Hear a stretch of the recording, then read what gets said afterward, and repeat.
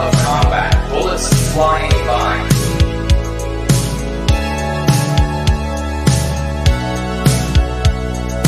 They were able to maintain their composure, and they knew that if their time was called, they will have given their life in the most worthy of all things, in the only way that can truly demand the life from you, and that is in service to the spirit of the West.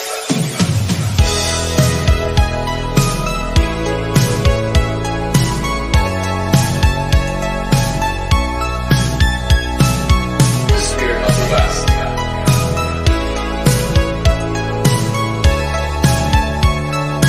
The West.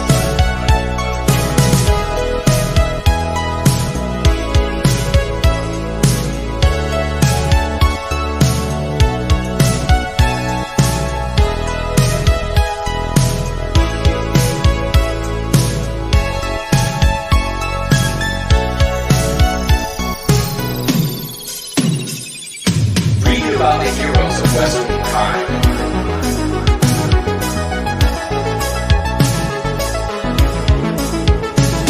Throughout all of our history.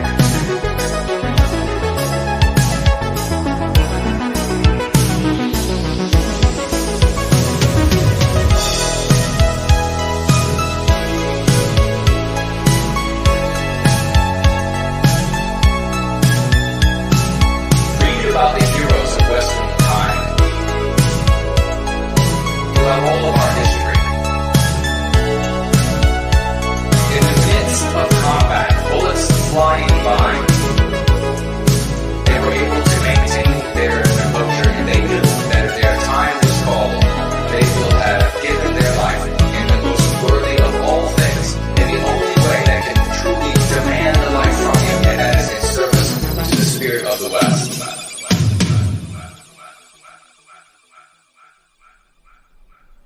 I am the fount of creation, the watchmaker of time. I was the teacher of the gods before they betrayed me. My teachings and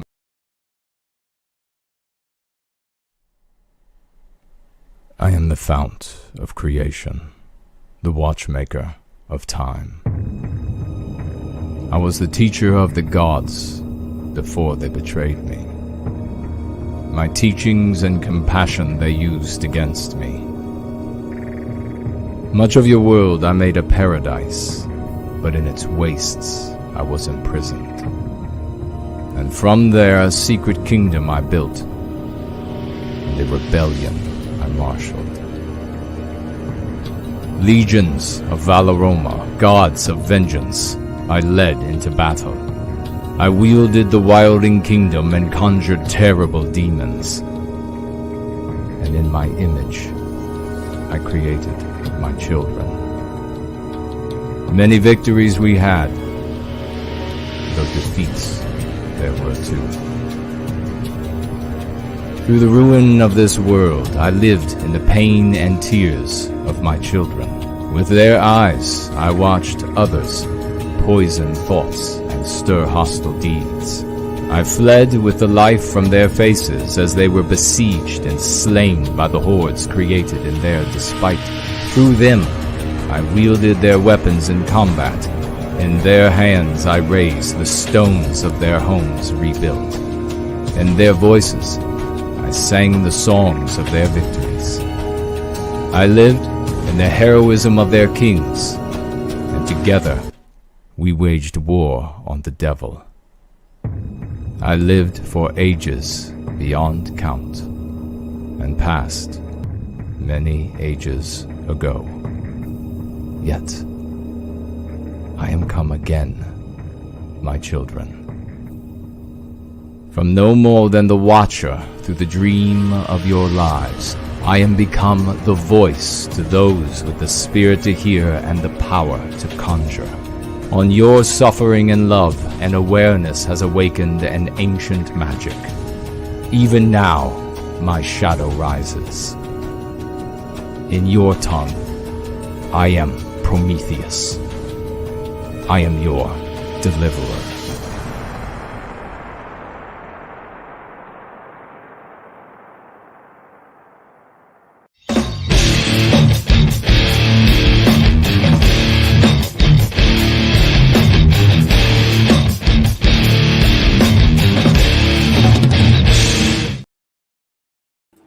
And we're rolling in. How is everybody tonight? A good Tuesday night to you all. It's been a long day. I'm getting a little bit better. I think I definitely, the throat sounds or feels a little better at least.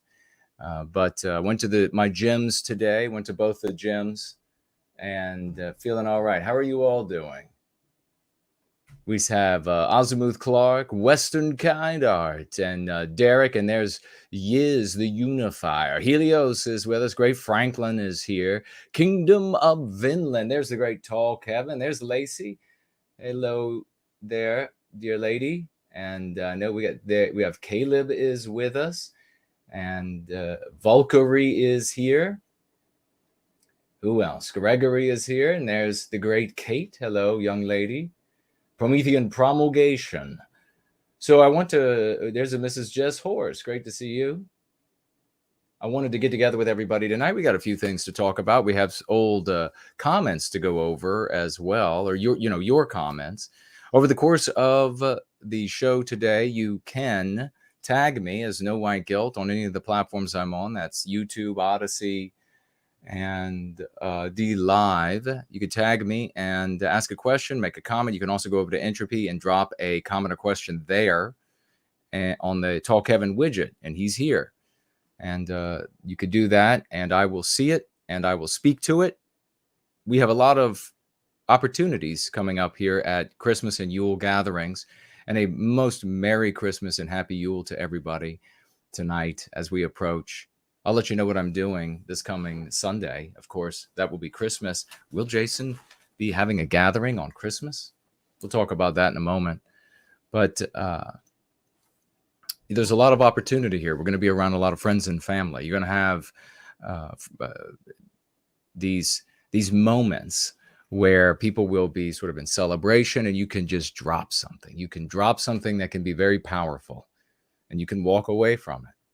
And the next time you see these people, perhaps not long, they will then potentially be open to you seeding more information, bringing them over into our story without them even being aware of it. We've demonstrated with the Go Free method that is exactly how it works, even getting anti-whites themselves to back right up into our story and then to find themselves in the pages of some other book where they are the villain. And that's exactly where we need them to be. It is ideas that possess human beings, and then those ideas are what animate them in the real world. We perceive that world as a story, whether you understand that or not. And what and who you are in that story is utterly material in determining who and what you will be in the real world. That's why we choose to be the heroes in our story. Since we are the ones that have to be propagandized, the anti-whites, they then have to come to us. If we were to speak Martian, they would have to speak Martian. If we are in our own story using our concepts, then they have to use our concepts to speak to us. That's how we win. It's a genius plan. It works for everybody who implements it in their lives.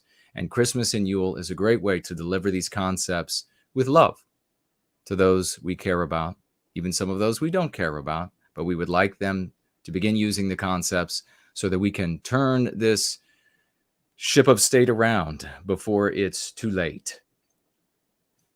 So you may also financially gift over the course of the gathering. Entropy is up for that. There's Cash App. There's also Odyssey up for that. And I'm just checking. Yes, everything looks good. The Christmas lights are still glorious here. And we have this immigration, this deluge coming in, and I do want to get to these issues, get to this article. But we also have the article about, you know what? I did have another comment. Where is that? Is that in here as well? I just wanted to check. We also have this great opportunity on the horizon to have a cleaner environment. And it's, of course, when I say on the horizon, it's not like tomorrow, but it is out there a ways. Nonetheless, it looks like a very bright or potentially very bright future. Okay, there's that one. Very good. How are you all doing? Do you all have any questions about how to handle certain family members, how they act, what to expect from them when you get together this Christmas or Yule? Make sure you hit me up and I will do my best to answer those, or others in the live chat. There are many here who've been going free for some time and they're doing a magnificent job. Otherwise, how are you all? Are you all enjoying the Christmas festivities, the Yule festivities? What have you gone to? Have you been to any family get-togethers or work get-togethers, and how did those go? Were they fun? Is it beginning to look a lot like Christmas for you? It's beginning to look a lot like Christmas everywhere you go. Take a look at the 5 and 10. It's glistening once again, with candy canes and silver lanes that glow. It's beginning to look a lot like Christmas. Robert is with us. Toys in every store, but the prettiest sight to see is the holly that will be on your own front door. A pair of hop-along boots and a pistol that shoots is the wish of Barney and Ben. Oh my gosh, a pistol that shoots. Dolls that can talk and will go for a walk is the hope of Janice and Jen. And Mom and Dad can hardly wait for school to start again. It's Azimuth Clark is with us, beginning to look a lot like Christmas everywhere you go. There's a tree in the Grand Hotel, one in the park as well. Alex is here. He always has smart things to say. It's the sturdy kind that doesn't mind the snow. It's beginning to look a lot like Christmas. Soon the bells will start, and the thing that'll make them ring is the carol that you sing right within your heart. Another Robert. We got 2 Roberts here today. Great to see the both of you. All right. I will go ahead and get started. Have you all been singing carols? Has anybody in the audience right now, our cozy little audience, has anybody been caroling before? Has anybody gone out? Thank you. Derek says, bravo, bravo, bravo. Bravissimo. Azimuth Clark says, I need some cheering up. This is perfect. Helios Habit is applauding. Well, thank you. This is the dad voice. The dad voice come to visit you in your, maybe the dark. These are dark days in several ways. This is my poetry career beginning. Because, of course, we're seeing things like the deluge at the border, transforming the United States and Canada into a central, like Afro-Caribbean, Afro-Central, South American, Caribbean countries. And nothing's being done. Nothing is being done about it. And this Sunday, we were talking about why that is, because we don't have a people. It doesn't matter who you complain about. It's whether or not there's a people. But these are also dark days because this is the darkest and longest nights of the year for the Northern Hemisphere. Our brothers and sisters in the Southern Hemisphere are living large right now. And we're happy for that. They deserve the long days because we'll be switching up soon enough.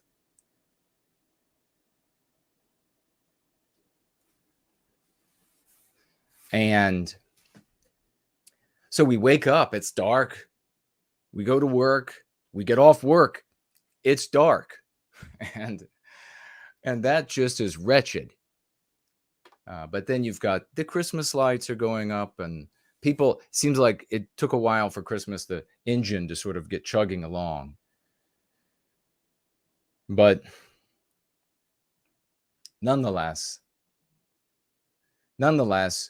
it's beginning to get a little bit more festive. There's a little bit of cheer. I have been totally offensive to people everywhere I've gone by wishing them a very Merry Christmas. Look them straight in the eye. Merry Christmas to you.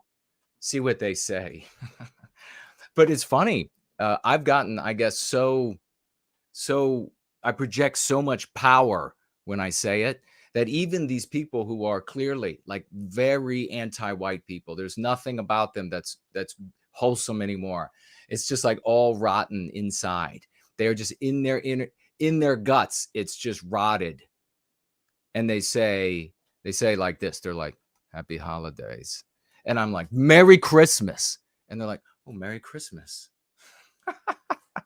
I had the Salvation Army. Where do they find these people? Are there any of them that are actually, I swear every Salvation Army person, ringing the bell and they want you to come and they put the money in the little red can so that it can be sent off to somebody to make their Maserati payment. And they all look like they come right out of a rap video. And the mentality is about the same. And they're like, twerking is about the same. It's like they walk and they twerk. They walk and they twerk. They walk and they got the bell. They're walking and twerking. And then they're like on their phone that's in there, it's like under their weave. And a lot of these people, not all of them. And they got the earpiece in. And they got the weave hanging over it. And they're like jabbering away. And you walk by and you're like, are you talking? Wait, are you? No, oh, you're on the phone. That's like the most annoying thing ever. If you're doing that, you shouldn't be allowed. You're standing in the front of a store. People are coming and going. They think you're you're like looking at them as you walk and twerk and you're ringing the bell and you're holding this lively conversation. Like, I don't give what he say, and you're like, what, me? No, someone else. Okay. And then not even polite, not even like, oh, I'm sorry. I'm on the phone here. No, it's just like ignore you. Right. So I've just gotten to the point where no matter what they're saying, it's not for me. I'm not being talked to. So I just, I walk in. But today, one of these bell ringers were just ringing away. And she was like, right out of the rap video, probably like slid right off the hood of an Impala that was probably bouncing. She just slid right off the thing. And she's like, happy holidays. So I wasn't taking that. It was like full energy, full white man energy. Merry Christmas. And she's like, Merry Christmas. Yeah, get it right. Get it right. It's like wielding a wand in society. Promethean Promulgation says, I was in Target and the Santa depiction were 20% white, 80% white erased. Oh my God. Yeah, it's terrible. It's really just gone insane. There is a new commercial with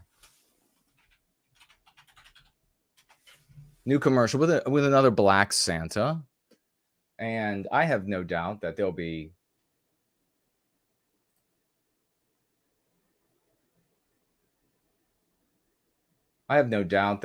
replacing all the white Santas. It'll be white erasing all the white Santas.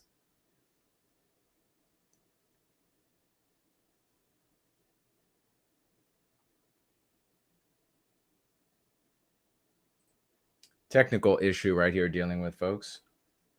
No worries.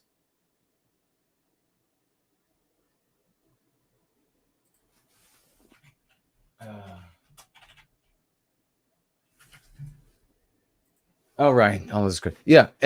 But of course, there's no use in arguing, right? It's like going to an anti-white. This was so many good people who have been misled what they do. They want to go to the these anti-white leftists, right? And they want to say, well, you should be talking about cultural appropriation. And so this is hypocritical. And they're like, yeah. So that's why you don't bother doing that. You just talk about being white erased. Don't use cultural appropriation. That is a meme pathogen. That's one of their diseased ideas that undermine us. So instead, just say, you're white erasing Santa? What's up with that? Why are you white erasing Santa? And then the manager at the Target will say, white erase? You mean taking the white people out? Yeah, precisely. Why are you taking all the white people out? I don't feel like I'm represented at this Target anymore. I want some representation. Let's get me a pissed off white Santa with a bandolier and M60 belt fed right now, front and center in the store. And the reindeer are going to be replaced with velociraptors. How does that sound? Victorian Time Traveler says, I'm freaking sick of those Red Cross collectors. The ones here are old people who think they're doing something good. Well, hello to Celine is with us. Welcome, welcome. Invite your friends over, folks. It's a great place to be. There's singing occasionally.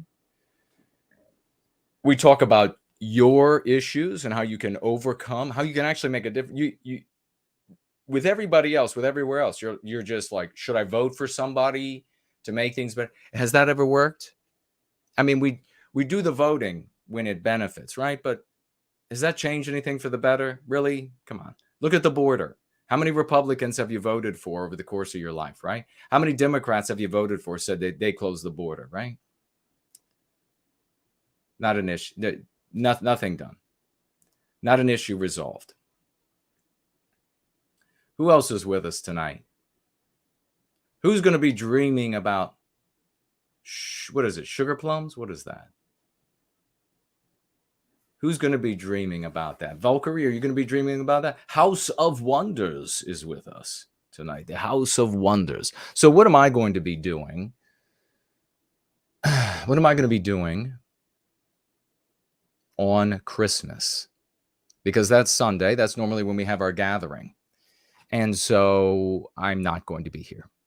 But what I am going to do instead is a treat. And I'm going to get your feedback, at least on one issue. I don't know if I'll listen to you or not. We'll see. But I think that I will go ahead and stream on Saturday. And that's Christmas Eve. And then what I will do is I will read live the poem Night Before Christmas. How does that sound? 'Twas the night before Christmas. And I will sing that live. And maybe what we'll do is I'll do that at the beginning of the gathering on Saturday, Christmas Eve. And we will make that a family friendly. Maybe the first hour we will make family friendly. I will read 'Twas the Night Before Christmas live. And I will probably post a video of it tomorrow. I will probably read it into a video as well tomorrow because I'm epic and everybody else that has read it is garbage. Unless it was one of you, in which case it was also epic. But I will do that and maybe make the first hour live. Who would like the first hour to be family friendly? You could bring your kids. You could bring the neighbors' kids. Don't abduct any just to have some in the house with you when we're live. But that's something the anti-whites would do. And then, have the rest of the show, the regular gathering, where I might be inclined to use an adult word or two, or subject matter, or 10. It just depends. So the first hour, family friendly, what do you think? Children, all kids should still be up, right? At least, I mean, in Europe, no. But East Coast time across the country, Canada, that should still be. Right? How is it? Where did my chat go? What the hell? Oh, there it is. Have you told your friends that we're live? Oh, the weather outside is frightful, but the fire is so delightful. And since we no place to go, let it snow, let it snow, let it snow. What are the rest of the words? What are the rest of the words? Somebody type in the next line. Man, it doesn't show sign of stopping. So I brought me some corn for popping.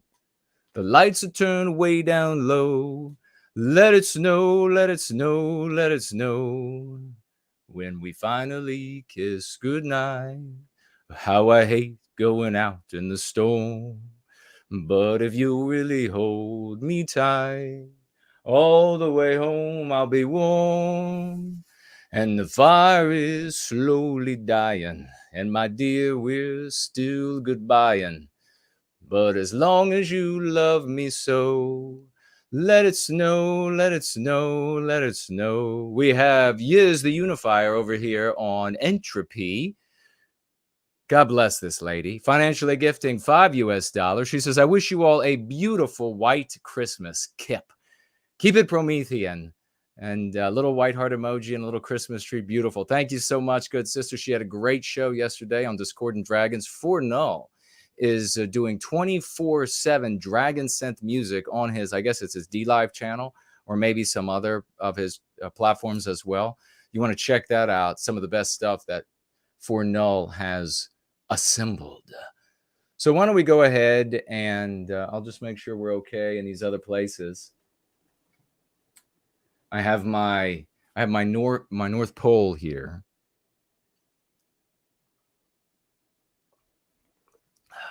Which, of course, I won't say it. That's too gross. All right, we're celebrating Christmas. Kingdom of Inland says, Promethean hails, Jason. A big Promethean hails to you, good sir. Caleb says, nice job, Jason. I thank you. Tall Kevin says, great. Thank you, sir. Eric is with us. Wonderful to see you.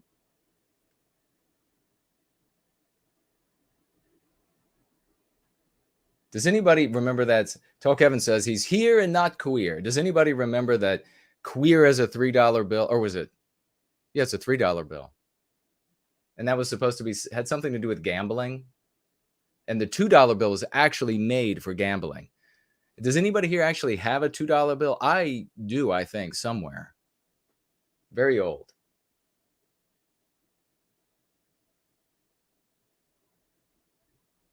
Let it snow. Cool Papa J Magic is here. Fernal is with us. We're just talking about, it's like speak of the devil and he shows himself. Fernal just showed up. So if you have any questions about this 24/7 Dragon Synth that's happening, he's the man to pose those questions to. It's epic. Let's have a look at this news. I don't see any other items here. I think maybe we had maybe a question on the live chat. I'll check it out in 1 minute or two. Lacey says, I have a few $2 bills I saved. Where'd you get those from?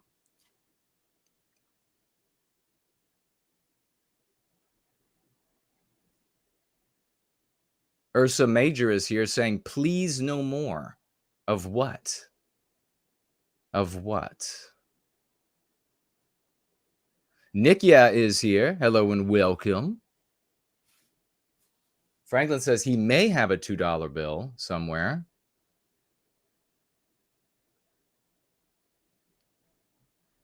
D-Live is where the great Fornal. You might as well save these $2 bills. They might end up being worth something. Well, I don't know. Or they might be well, I guess worth something. Not in exchange for other currency, but maybe in exchange for food or survival items. Somebody who has an excess. Biden admin asked Supreme Court to end Title 42, but with a short delay on lifting restrictions. How nice of them. They're like, well, we don't want your Christmas. You know what it probably is? Because they're always conniving, the anti-white Democrats. So they're probably thinking, we don't want people going to Christmas celebrations and then being able to talk about how the Democrats are ending America. And so we're just going to ask them to postpone this until after Christmas, so that it can't. fellow Democrats in these get-togethers will be able to push back. The Biden administration on Tuesday asked the U.S. Supreme Court to let the pandemic-era policy, Title 42, come to an end. And I was telling you all, I think it was on Sunday, must have been, that Title 42 didn't apply to like a whole range of these people coming in through the southern border. Cubans, for example, there's a whole range of folks that are still just pouring in. There is no, according to Fox News and according to these people, there were people from DHS, but you have to look into it for yourself. I mean, I read this stuff on mainstream sites. That's the only sites I will peruse. On mainstream sites, I see the interviews, MSNBC, elsewhere, and then I share with you, but that doesn't mean it's real. You still have to go look for yourself, okay? And you got these people who are guards on the border. You have reporters who are on the border, and you see that people coming in are not being stopped. They're being processed. You have these guards that are saying, and it's on the mainstream media, these guards, these people working for the United States government and people who are now retired, border agents, who are saying, all we do there now is process. It's very rare. Process meaning you fill out the paperwork. All right, have at you. There's America.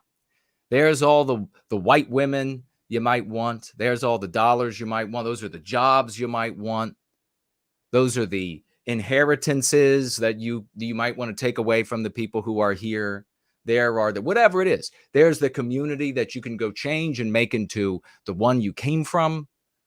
Yeah, whatever it is. You just go enclave wherever you like. Remake it into where you came from. That's what they're doing, in my opinion. Please look into it for yourself. Get money from, get views from all sides. Yes, look like she's going to sleep. Good night, sister. Dream about the western sunrise. And so these folks are pouring in. Title 42 has held back a number that really hasn't been coming. So it's hard to really compute because they know that when they arrived at the border, there would be an issue with them. So now there are all of these hordes, apocalyptic hordes. And by apocalyptic, I mean wonderful. I mean splendid. That are pulling up. And I'm sure for them, it's not apocalyptic in the negative sense. For them, it's wonderful. I mean, it's the land of milk and honey because it's the soil that creates everything that's wonderful in America. It's just the soil.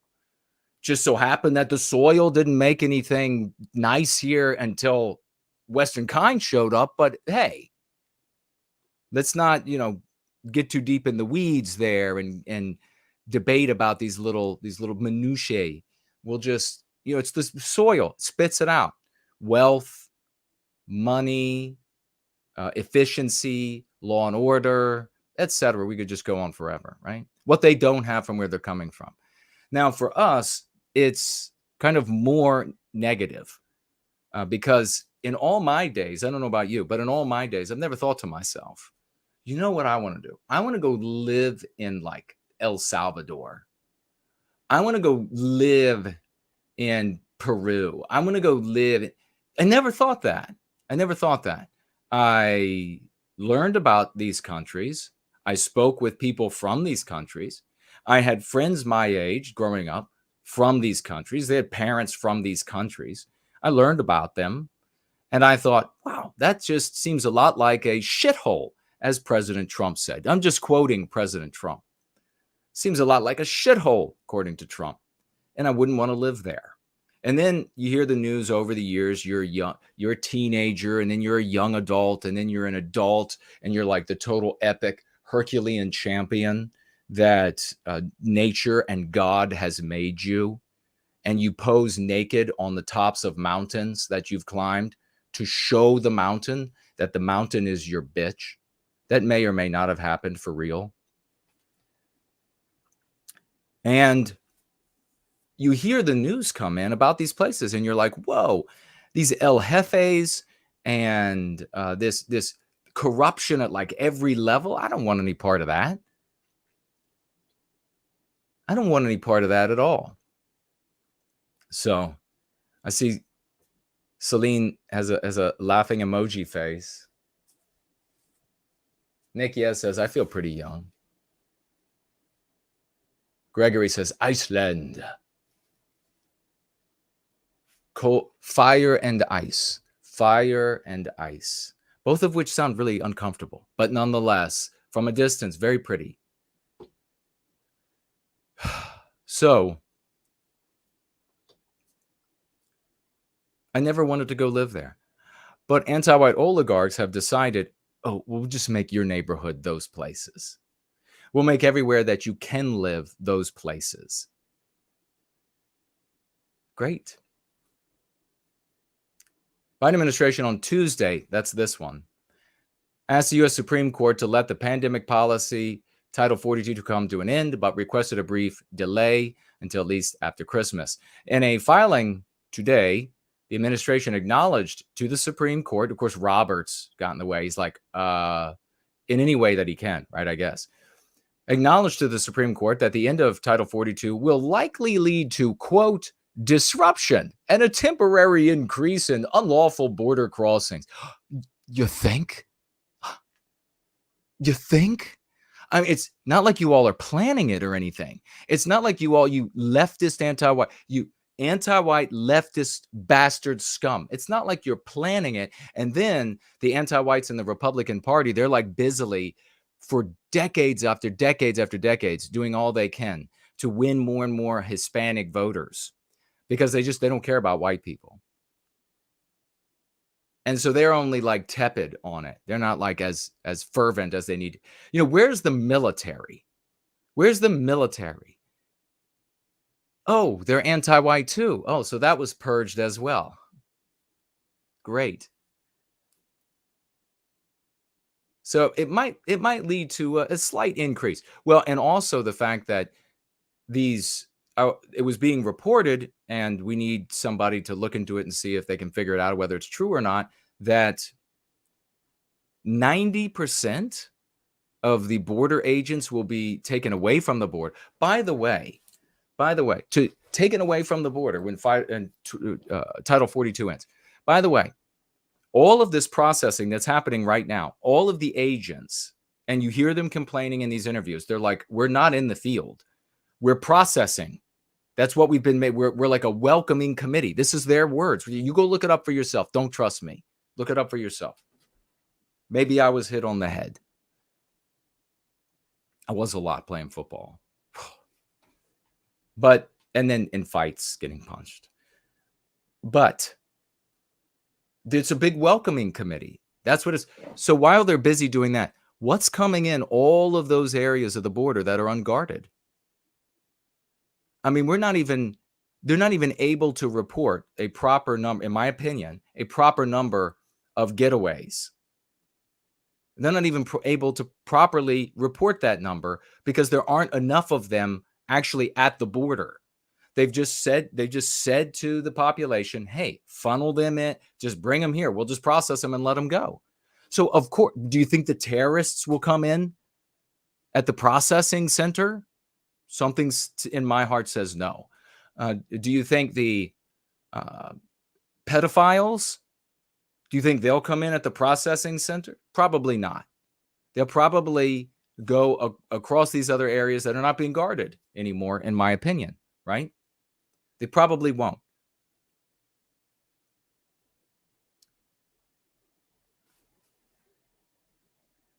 But the Biden administration asked the court to reject efforts by a group of conservative-leaning states to keep Title 42 in place. So what they want to do here is, let's see if I can get the latest update on this. This was just a couple hours ago, but I want to see if anything changed. And the reason why the Supreme Court stepped in, is a number of Republican-led states or leaning states asked the Supreme Court, they begged the Supreme Court, please don't let this policy, we're already inundated. We're already inundated. So, and then the people at the border, I saw these interviews, talk about chilling, where these guards are like, do you all think, they're saying in these interviews, do you all think these people are staying here? They're not staying here. They're going to the rest of the country. Hundreds of thousands of them. Millions since Biden has been in office, heading out into the rest of the country, which we now know from the Twitter file drops that there was hardcore, according to Twitter, not me, I'm telling you what Twitter said, election fraud. That is what Twitter is saying, not me. I fully endorse the election because it makes perfect sense that a corpse without campaigning would beat Donald Trump. That makes perfect sense to everybody. But you see, and now they're talking about in the latest Twitter drop, they're talking about the military being involved as well. So you have social media companies, and since you have the outcome, think about this. And this is the way you can describe it to your relatives this coming Christmas, Yule festivities. Since you had an outcome at Twitter, which was that you had conservatives saying, we are rapidly being discriminated against, we're being censored, we're being shadow banned, our voices can't get out, we're being silenced, these other ideas are being inserted that undermine our arguments and etc.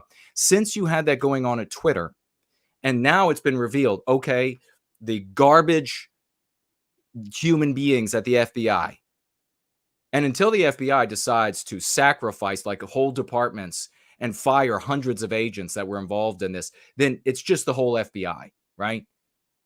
It's the whole FBI, the military, right? All stepping in and colluding with that social media platform, the anti-whites who were there, and you had outcome X at Twitter. You have the same outcome X at all of the others, Google, Facebook, every other one, the same outcome X. That means the exact same thing was going on across all of social media. Anti-whites, discriminating against, censoring. And I want you to remember this. Think back to the days when this stuff was really coming in, and it was really just Soviet era style anti-white censorship. They actually had anti-whites at prestigious universities did studies that said conservatives, according to we've done these complex studies, and they had all of these graphs. Do you remember this shit? You could wipe your ass with it because that's what it was worth. They had these complex studies and graphs and everything, and they said, well, according to all of our researchers here, we have discovered that conservatives aren't being discriminated against at all in social media. And in fact, leftists are the ones more likely to be censored. Do you remember them saying that? Specifically doing these studies, these prestigious universities about Twitter. And now we know what we knew all along, now revealed at Twitter, that it was exactly as we had said. No, in fact, the leftists, these anti-white leftists, were not being censored.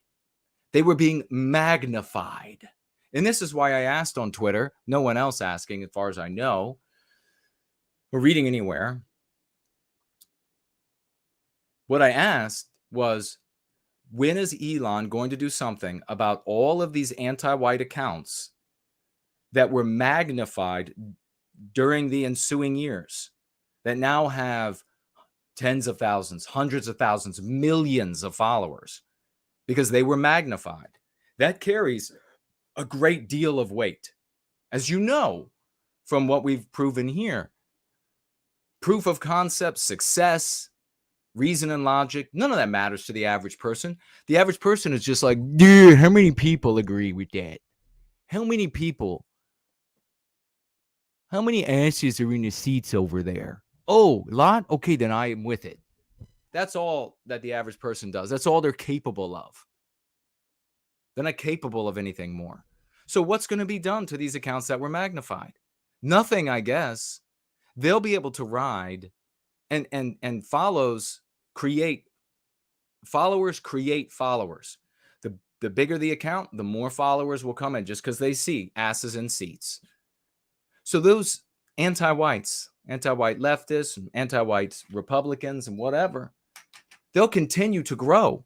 They'll continue to get bigger and bigger, like sucking up the air in the room. And what will you do on Twitter? How will you compete with that? Well, you can't. So Elon, as I told you all from the very beginning, and don't nobody in this community fall into the trap of saying that Musk is part of some big conspiracy for it to be just this big play for the rest of us. And really, he was in it all along. No, we are sane here. And I told you all from the very beginning that Elon is doing this so that he can't be censored, so that he can always speak back against politicians, against reporters. A billionaire doesn't want to have to, this particular one certainly, doesn't want to have to worry every time he writes something onto his account that losers over at Twitter were going to cut him off the way they cut Trump off. He didn't want to have to worry about that. So he bought the damn thing. And yes, he decided that he wanted to shield himself with a bunch of you free speechers out there. You all are just so willing to be like the bullet catchers. You're like, it's about free speech. Let me just get out there and catch these bullets. He didn't give a shit about free speech. That's why if he had given a shit about free speech, for example, he would have said, well, we're looking back at the records and it looks like this no white guilt guy was shadow banned. And it looks like Fourneau, and it looks like Franklin, and it looks like, all these people were shadow banned. And so I made the suggestion to Elon. I said, give these people a badge and then a magnification that is the inverse of the censorship, the shadow banning that they experienced. So if they had been shadow banned for 5 years to however they graded it, say like A, B, C, and C is the worst, then if they had been shadow banned for 5 years and it had been at level C, the worst, then you would give them the inverse of that and a little badge to recognize that this person suffered through this shit. Not happening. It's not going to happen either.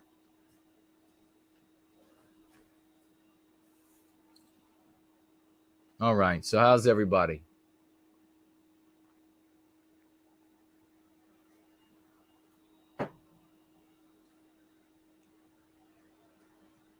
This is the time, as things are getting uglier, this is the time that you have to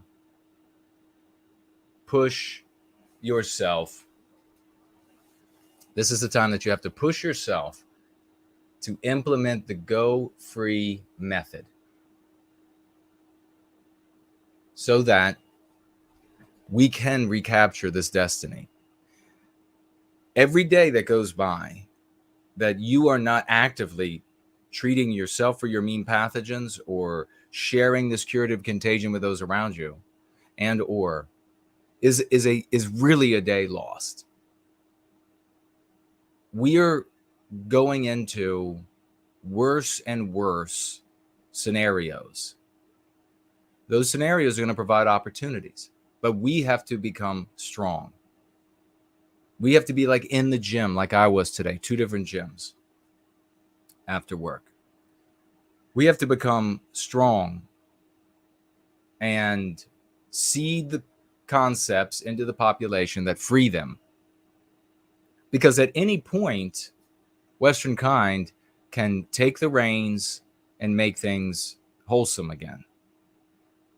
But it's not going to happen if we attempt all of the failed strategies that have come before. We have to reject every single one of them, not in part, but in whole, because they have proven to be failures. The only thing that's there that's novel, that's succeeding, is the go-free method. That's the only thing that sane people should be investing their money, their time, their intelligence, etc. in, while there is time to do it. Let me see what you all are saying, and we'll get on to the next story and then your comments. And I want to get to one by a South Central American who was a dirtbag and proved himself to be so. And I want to burn him down, as he should be burned down. All right. Prometheus is here. Okay. Escape is here. Great to see you. Time Traveler says, saw some anti-white graffiti in the bathroom today. I think I'm going to print a sign that says anti-white is not all right or something and tape it next to the graffiti. Do it, brother. Absolutely. People will see that and they will agree with that. They'll walk away from that empowered.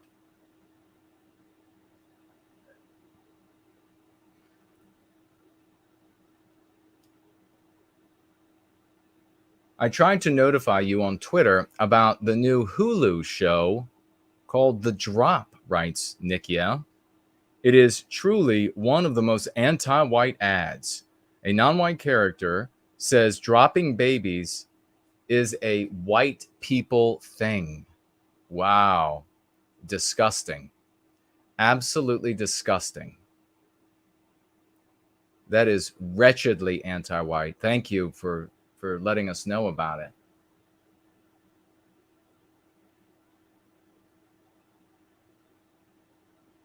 Robert says, fight with honor and never yield. Amen to that.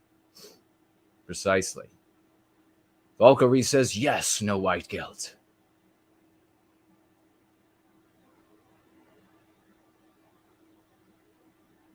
Eric is asking, do you have any tips and tricks to help yourself remain sane when having an argument with an anti-white, especially when they are being intellectually dishonest?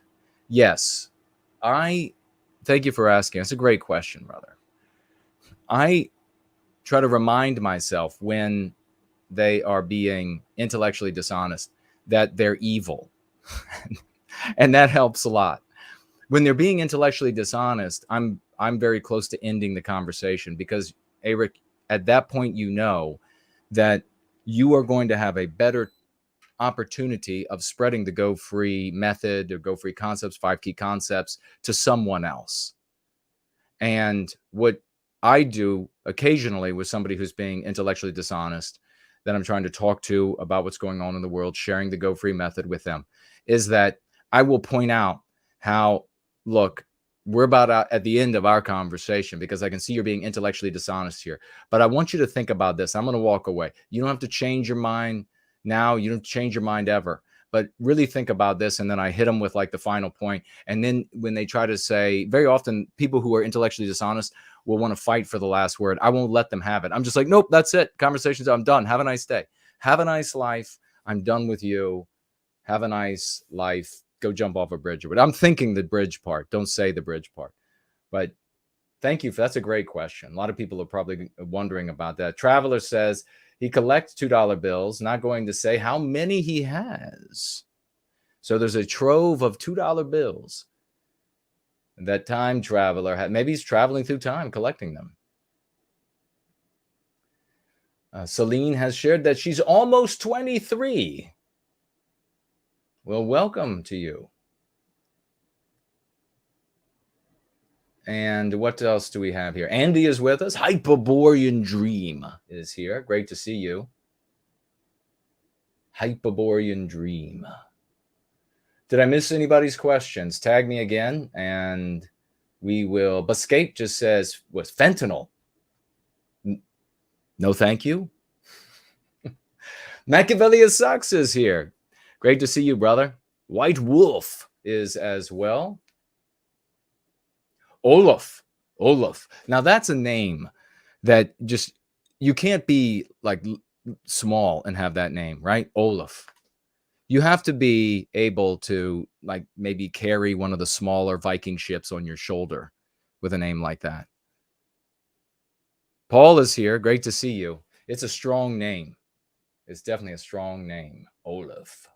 Great to have you here, Olaf. Happy Warrior is here. That is what we have to be. Happy warriors. Especially as it gets worse and worse and worse. Robot is here.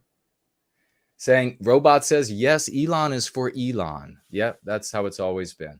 Don't fall into the trap, folks. You're going to see in these other communities out there, these other circles, where it's like, it's like that Charlie Brown cartoon from back in the day, where, what was the kid that like had all the dirt around him, like wherever he walked? What was that kid's name?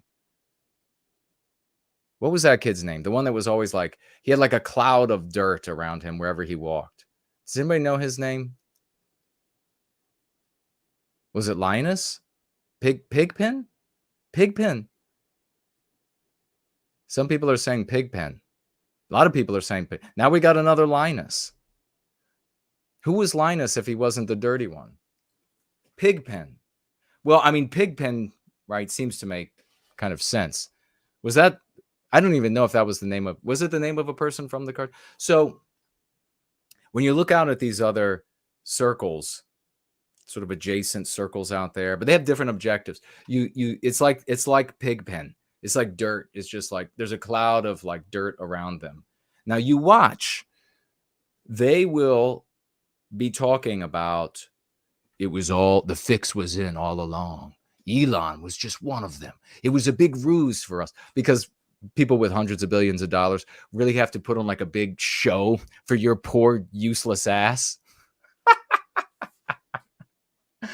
It was a big ruse. And you know who was behind it, right? You know what they're going to say. You already know what they're going to say, right? The vast majority of them, especially these days, you know what they're going to say. So ignore them, because they're really dumb kids. When you were in school and there was like the really dumb kids that were violent because they were real dumb, and you just were like, okay, whatever, and you got away. Just do that with these folks. And block them, ban them on your accounts. And when you see somebody who is beginning to get attacked by these people, and they're just showing up, and they're like, oh, you got to do this, you got to be a shadow of another race of people or another group of people, be their shadow, and that's how you're doing something. Chase them around like their shadow. When you see that, come to the person's aid and say, no, ban those people, block them. They are detrimental. They're terrible. Stay away from them. Averick says his father's name is Olaf. So could your father carry the smaller Viking ships on his shoulder? Alex says, just watch the Charlie Brown Christmas special. I'm sure they'll be getting rid of it. JK160 is with us, says Merry Christmas. Big Merry Christmas to you as well. All right. Well, we have a bit of a dispute. Was it Linus or was it Pigpen? Jumbie says, stay away from who? I'll be you mean whom? The name them people. Stay away from them. Ban them, block them, use the cross, have nothing to do with them. They are the shadow of another group of people. And yes, ban and block those people.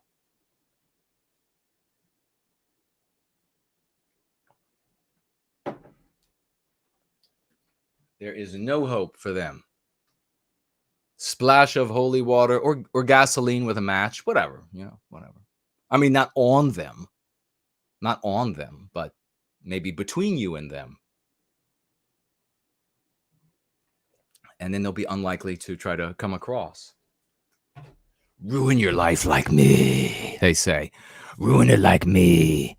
just complain endlessly and get fired and have your family. You know, that's how they brag to each other, right? Do y'all know that? Do y'all know that? In this so long, don't waste any holy water on them, by the way. In this, just get like the city's tap water and throw it on them, because they're like made of the same poisons. So, but for so long, these people, their victories are how much they're hated by their family and the people that they would like to date and the people they would like to be employed by and society in general. That's their victories. They're like, guess what? I really struck it big. I went out there hard. Whole family hates me now. Not even allowed at Christmas meal. They don't even want to see me again, they told me. Wow. Based. Totally. Yeah. And I wasn't done that day either. I went right into work and I started naming all over the place. You know what they did? They didn't just fire me. They beat the shit out of me. They called the cops on me, and the cops came and took their side, even though it was 17-on-1. Based. So based. No job, no family. Yeah.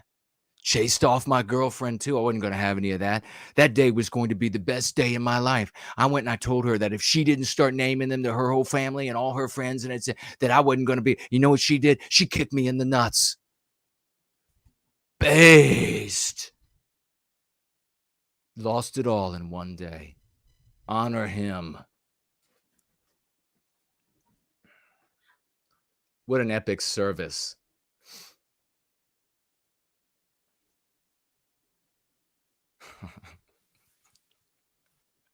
I want, we've been saying all along, I want people to like come in. I can see us. We're gonna have like big dinners together at some point. People are gonna come in just like we do digitally, and they're gonna be like, you know what happened? I got a raise. And we just had another baby, and I've got the 3 children now that are I got them reciting these meme curatives every day. So we go out in society and we see stuff, and the kids immediately, they're like, Dad, look at that. It's an XYZ meme pathogen. And I immediately think this when I see that. That's what I want to see. Then they're like, oh yeah, you know what? My kids, because we've been inoculating them against anti-whiteism, they're tapping into powers of Western kind that we've never seen before. You know, little Johnny over here, he's like a quantum physicist and he's 6. We haven't seen powers like this since before it all started. That's what I want to see. That's how you look. That's how you are a winner in our white positive circle. That's how you went. Started a business. Not only didn't get fired, but started a business. Everything's going well. Just expanded. We have 10 million new dollars in revenue. Bravo. That's what we want to see, especially as things get worse. Because when you have less, you're going to be less able to get away from things as they get worse. Promethean Promulgation says, it's funny because it's true. Sam says, got me cracking up over here. Yeah, it's true, isn't it? That's how these people, that's how like they gauge their success. The name them people. That's how they gauge success. There was a woman who came, and these things have all been happening for us to see. I'm going to get into the next story because it's pretty cool. There was a woman who came into the white sympathetic sphere. She was bright-eyed, bushy-tailed, talented. She had a self-employed in her. I don't want to give it all away. And she had 2 paths to choose. There was a fork in the road before her. She said, I'm tired of what's going on in the world. She's fairly, public, has a channel. Tired of what's going on in the world. And I want to make a difference. I want to push back. And she was presented with 2 paths. She could be a name them type, or she could be white positive. and she could go free with us. She chose to be a name them. Then she was able to say, got fired, got doxxed, I'm badass. They told everybody that were my clients that I was this evil person. They all fired me. And you know what? You know how awesome I am? I then couldn't pay my rent, couldn't even feed myself. I was so epic, had to move back home, even though I'm in my late 30s. Okay. Bravo. Bravo. These people are giving it up, right? They're giving it up for the cause. Way to go. You're destitute now? You have no power. Lost your automobile. You can't make payments. Wow. What a path. What an epic champion. Nature Moon, the Promethean Merry Christmas. Promethean Happy Yule. I love your lights. Well, thank you so much. That's gorgeous of you. That is gorgeous of you. No, it was not Philosophicat, though. But good guess for Nora. Yes. I mean, can you believe that? That happened. Most of you all here today have been present when that woman showed up. Just a handful of years ago. Not even that long. That woman showed up and it's just like, which path should I go? The problem was that she was in proximity much closer to a lot of name them people. And then, of course, they show up in the live chat, right? And they're like, you better name them or we're going to destroy you. We're going to vilify you. We'll slander you. And, you know how they do. So they did. She capitulated and her life is made infinitely harder because of that. And then there was like this paltry little effort to raise some money for her. Oh, yeah, that'll cover the rest of her life. It's sad. It's sad. It's so sad. All right. What's our next tale? A tale to tell. We've been together for an hour. You love getting together with me. It is so glorious. It feels so good. It hurts so good. Oh boy. Come on, baby, make it hurt so good. All right, Edamon says, but if I block, okay. He says, I just got investigated by the FBI and I live in a trash can. Oh, yes. These are the kind of things that this is their average. He says, this is a quote from an average ant-nat, antique nationalist. But more broadly, it's like the antags, the antagonists in the anti-white narrative. And you have a lot of them that specialize as Jewish shadows. They're just a shadow of another human being. They're not human beings. They don't have an identity. They're just a shadow. And they just, if a jaywalker like runs along, then that shadow runs right with Jason after him. Can I be you?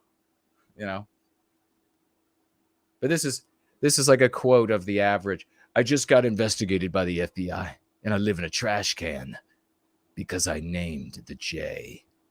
Based. Edamon 3. So true. True. Fact.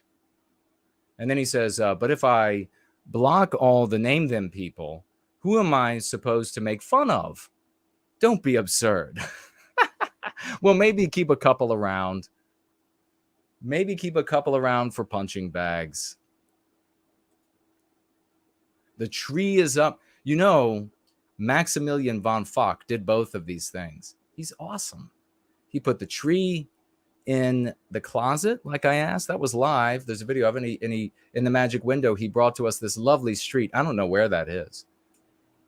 Maximilian knows. But it's just splendidly decorated, isn't it?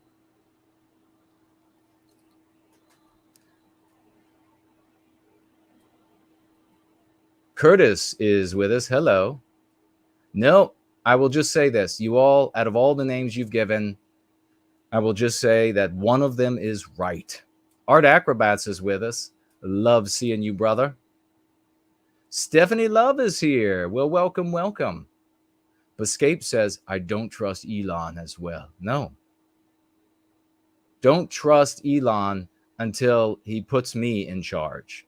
0022 is here because when he puts me in charge, then there won't be any messing around, because I go straight to the logical core and I advance white well-being, period. And the advancement of white well-being doesn't harm any other group of people. Not a single one.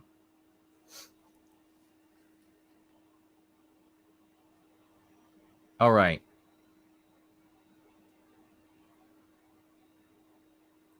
Let's go ahead. The North Pole.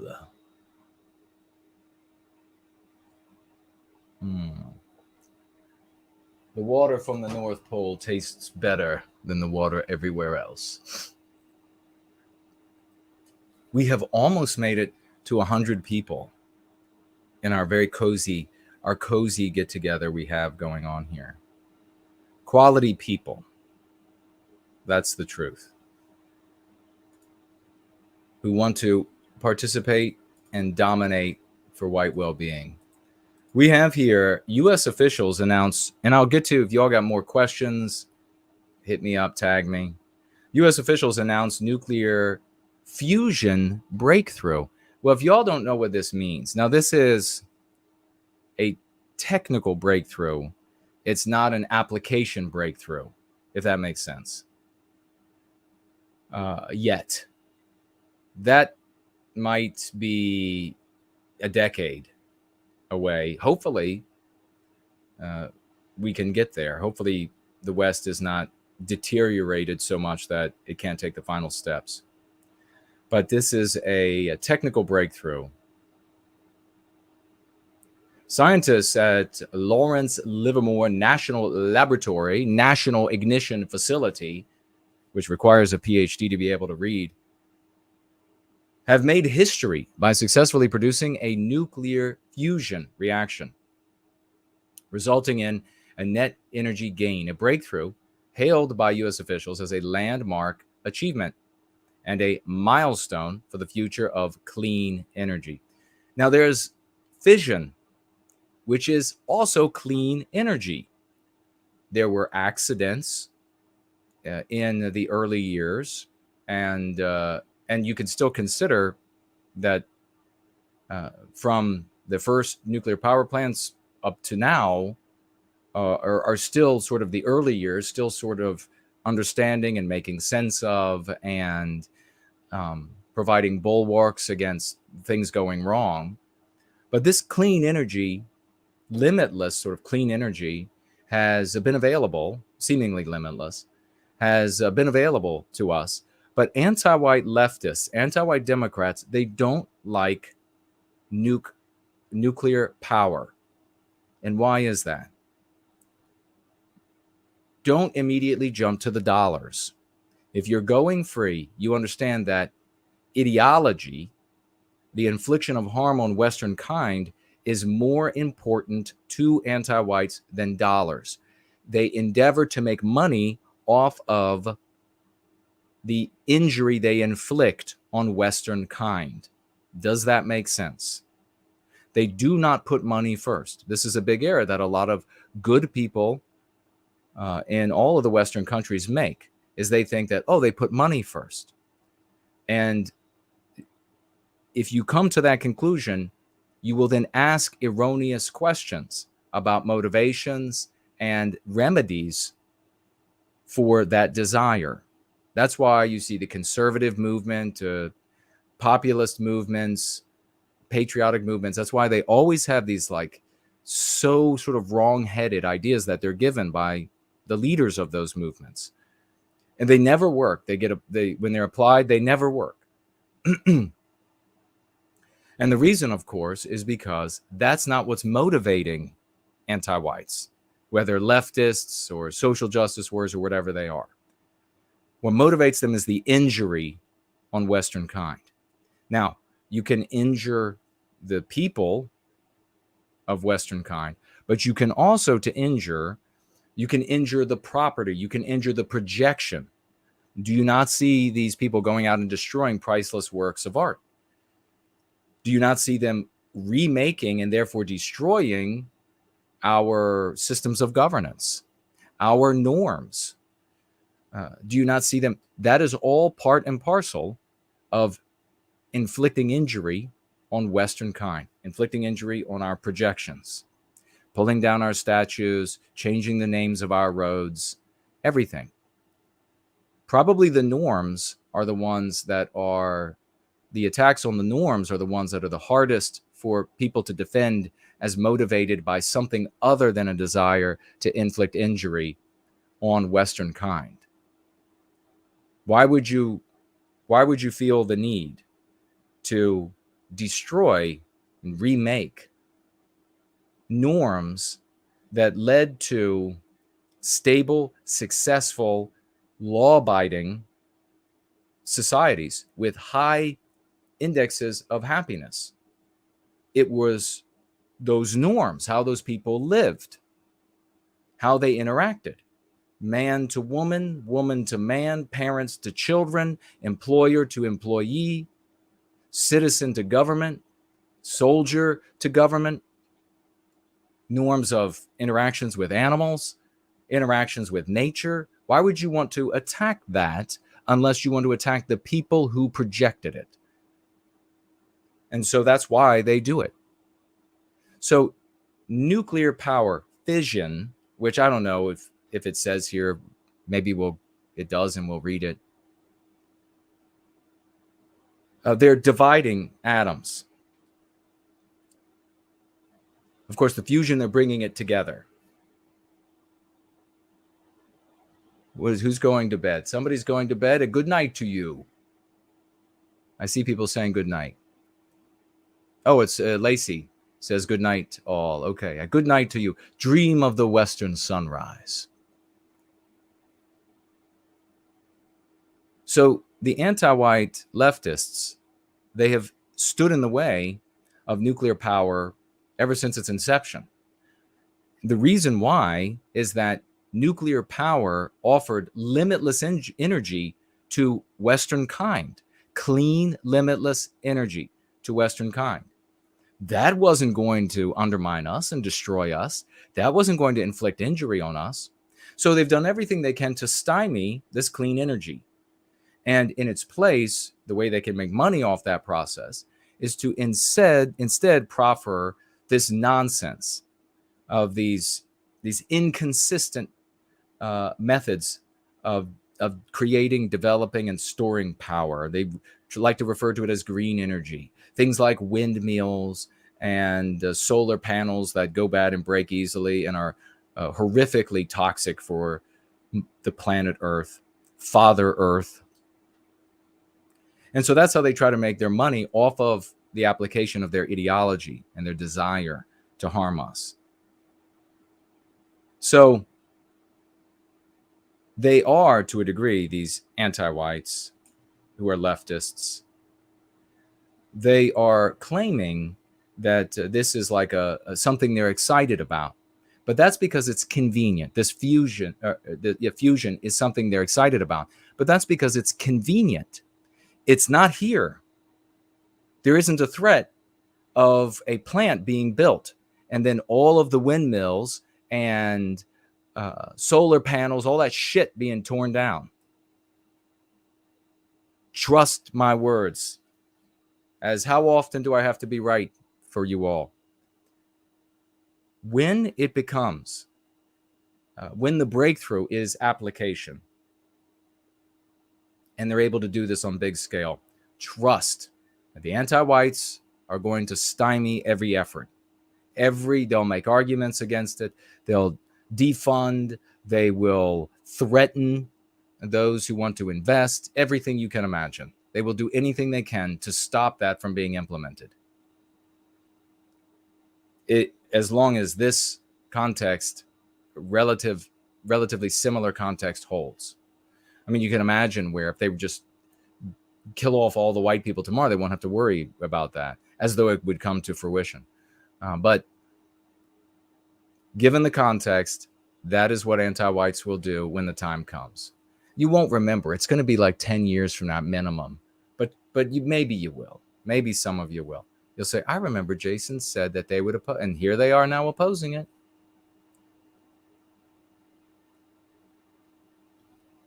Here are a key things to know about today's announcement and possible next steps. What is nuclear fusion and why does it matter? Nuclear fusion is a man-made process that replicates the same energy that powers the sun.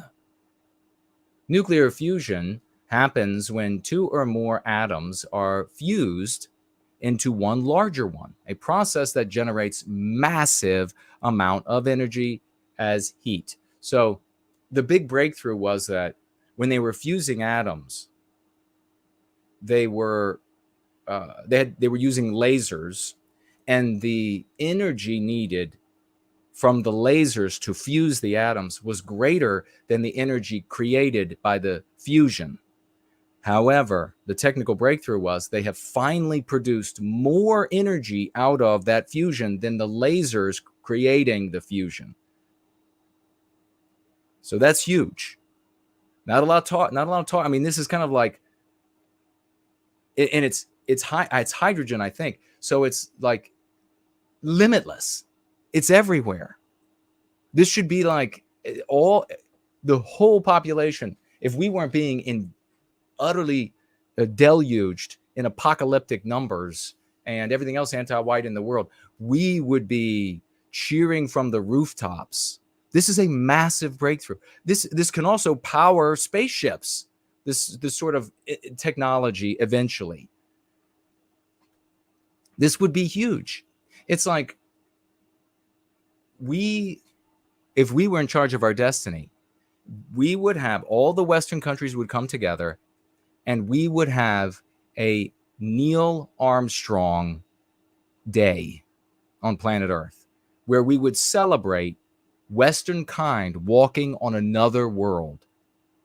And every year that holiday would come around, and every single Western country would celebrate it as one of our sons laid foot on an alien world on this day.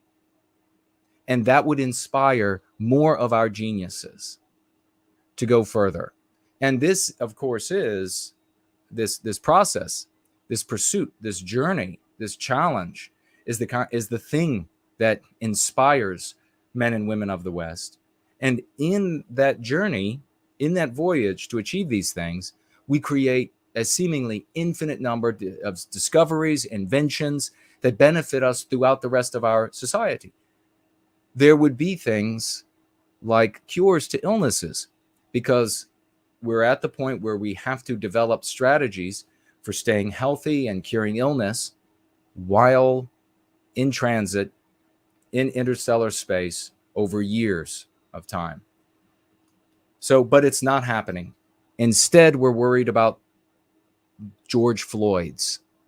Instead, over the dinner table, we're not talking about you don't sit down at the dinner table like they did when they had that big question, when our people had that big question. I've talked about this before. They sat down at the dinner table and they said, father and mother and the children are there, and they say, can you imagine sons and daughters? Can you imagine they're going to build this spacecraft? They're going to launch this spacecraft. It's going to travel through space. And they had this big hope and expectation, and their imaginations were on fire. Instead, well, first, they don't get around the table anymore like they should. But instead, if they were to get around the table, it would be the daughter would be slandering the mother and father, but particularly the father, for not doing enough for George Floyd and not doing enough for Black Lives Matter. It's disgusting. This is the sewage. We don't live in a swamp. Trump got it wrong. We don't live in a swamp. There's not a swamp across the Potomac. Mordor across the Potomac sits in sewage, and it's in sewage because it wants to be in sewage. Nuclear fusion is a man-made process that replicates the same energy that powers the sun. Scientists around the world have been studying nuclear fusion for decades, hoping to recreate it with a new source that provides limitless carbon-free energy without the nuclear waste created by current nuclear reactors. Fusion projects mainly use the elements deuterium and tritium, both of which are isotopes of hydrogen. So it's in a glass of water. Let me scroll down a little bit. Why was today's announcement significant? This is the first time scientists have ever successfully produced this, instead of breaking even as past experiments have done. So, in other words, breaking even would have been as much energy out as put in. While there are many more steps until this can be commercially viable, they shouldn't use viable there. It's essential for scientists to show that they can create more energy than they started with. Otherwise, it doesn't make much sense. No shit.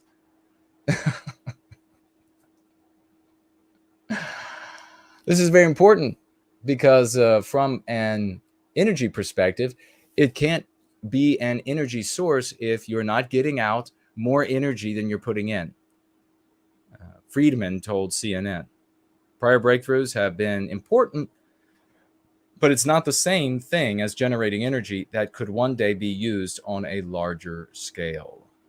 So that's really all there is to that. It's a very exciting thing. And God bless Western kind. And you can all take a bow. I know they want you all to feel white guilt and shame for all that is horrible in the world and ever was horrible. But you can take a big bow for nuclear fusion, and we'll be able to use it to do many wonderful things. I hope in the future, probably at least 10 years away, fusing the nuclei of atoms and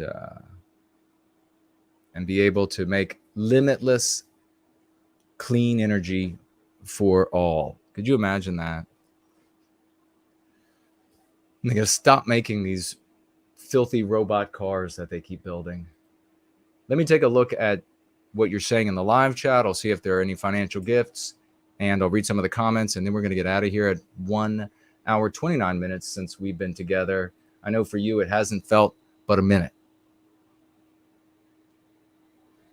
I'm going to start off with this Central American who showed up and actually brought one of our community members who had disappeared for a while with him. And so that person had been roped into the naming them community, which of course just does wonderful things for your personality and your success. Your ability to serve white well-being does wonderful things. Changing your objective to one from white well-being to the other. You know what their objective is. You all just write this in your head for all time. It is, their objective is to bring negative attention to Jewish people, irrespective of whether or not those Jewish people are anti-white or criminal, innocent, and all in between. Their objective, put simply, is to bring negative attention to all Jewish people. That is not in any way commensurate or aligned with white well-being. It is totally different. They are totally different communities. They have nothing in common with us. Nothing. The only similarity is that they will, if they're white, often they will try to say, "Oh, it's for the white race that we're." Shut the up. When you ask these people, as I have, if we could end all anti-whiteism tomorrow, but everything stays the same, but nobody can victimize white people anymore, are you okay with that? Hell no, I'm not okay with that. Well, then that's not your objective. That's our objective, white well-being. This person showed up and he was concern trolling, which is what these low IQ people, he tried to say that he had 160 IQ. More like he added that 1 on the front of 60, which is his accurate number. But what he wanted to do was concern troll and say that he just wants old no white guilt to be consistent in his villain role playing, because they are, name them folks, are playing the villain in the anti-white narrative. That's all they are. And for many of them, they've become the villain. And you know what it reminds me of is the ring wraiths in Lord of the Rings. Because the ring wraiths were human kings. And they were these great kings that were of man. And they accepted these rings of power from the evil spirit and I think it's the Sauron. And the longer they wore those rings, the more they became corrupted and evil by them. And they never really died. They entered like this space in between death and life and became total servants to Sauron. When you play the villain, the same sort of process happens. When you play the villain in the anti-white narrative and you start off, you care about Western kind, you're angry about our victimization, and you take up these tropes, behaviors, ideas that the anti-whites have given you, initially you're playing the villain. It's a role you play, and then you go to your different events and everything, and you kind of hide it.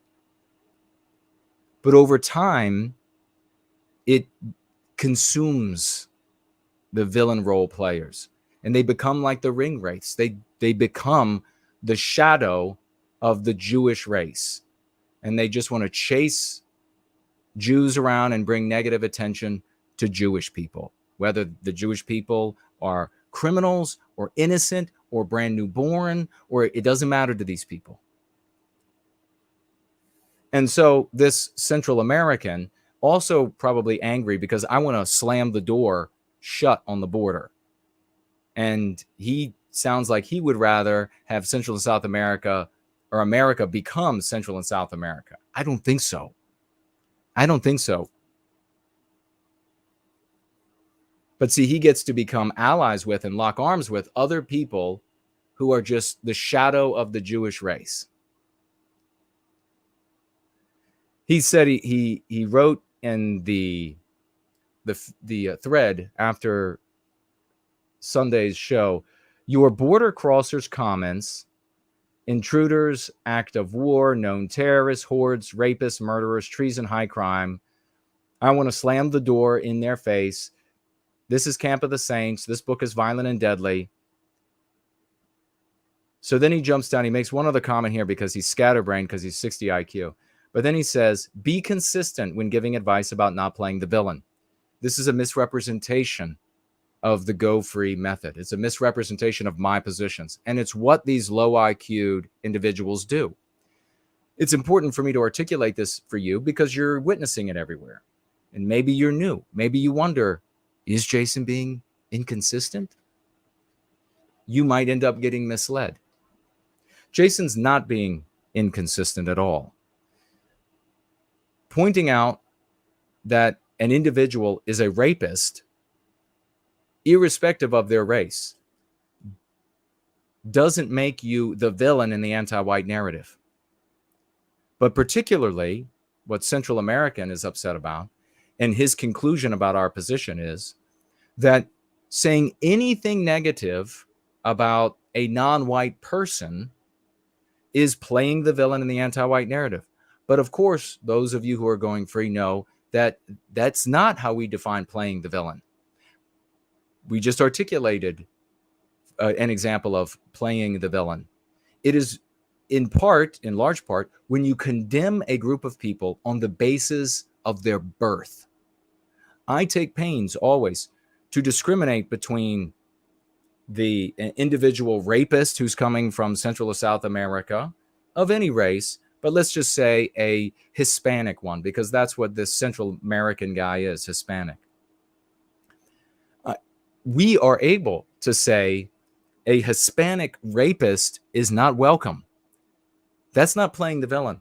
Playing the villain is to say all Hispanics on the basis of their birth are inclined to XYZ, and therefore because they're inclined to XYZ, they are awful, and therefore they shouldn't be in our midst, and therefore all that sort of, that's playing the villain. That's being white negative. That's advocacy ostensibly on the basis, or ostensibly for the white race, that's focusing negatively on other races.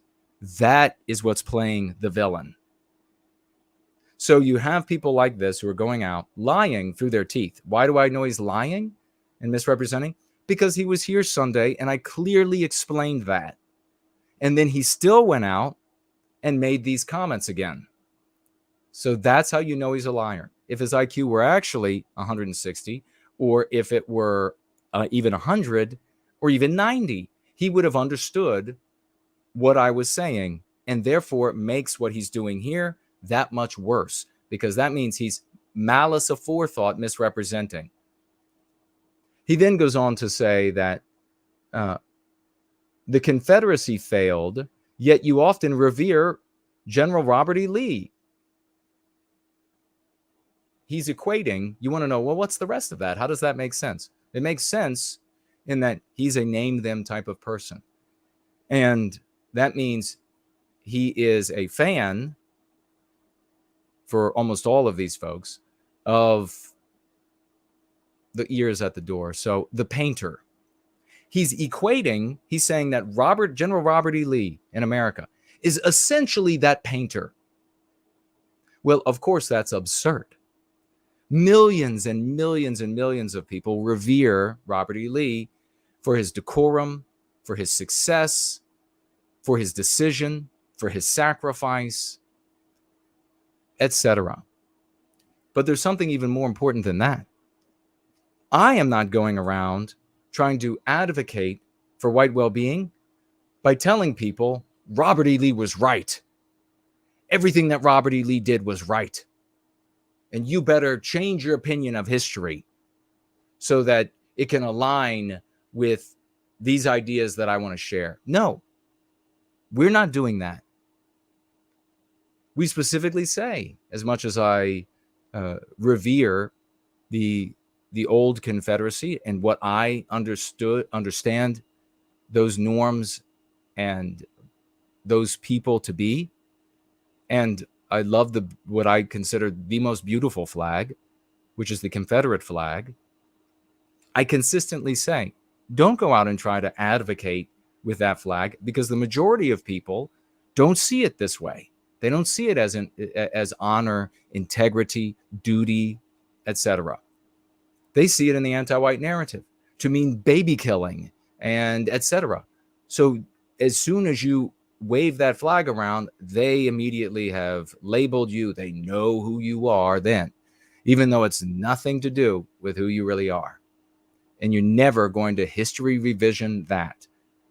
So once again, you see a deliberate malice aforethought effort to misrepresent me and the work that we're doing here, to turn people off from the work we're doing here. And that's what these shadows of Jewish people, that's really all they want to do. They can't harm the powerful members of that community, but they can harm genuine efforts for white well-being. Keep that in mind when you have a conversation with these folks.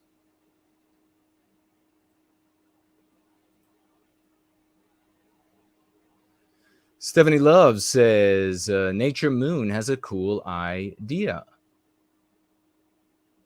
Well, could you tag me with your idea? And I will read it. Thank you, Stephanie, for bringing it to my attention. Traveler says, as someone who was like that for a while, like a name them person, I can tell you that you, Jason, are absolutely right about the name them people. And you know what? Thank you for that, Victorian time traveler. We have a lot of people that we have pulled out of that gutter and pulled out of that objective. And why do we do this? Why have I considered myself a priest to the sinner, going to our brothers and sisters to redeem them from that? Because I can see how these folks start off with love in their heart and wanting to do this heroic thing, wanting to end the victimization of our people. And then I watch as they go bad. I watch as they adopt a new objective. I watch as they become upset with the use of things, concepts like anti-white. And I want to redeem them. We have redeemed many. Victorian time traveler is one of the very best. He won't hesitate at all to say, hey, I was in that community and going down the toilet, and that's exactly how it functions. And this has pulled me out of it.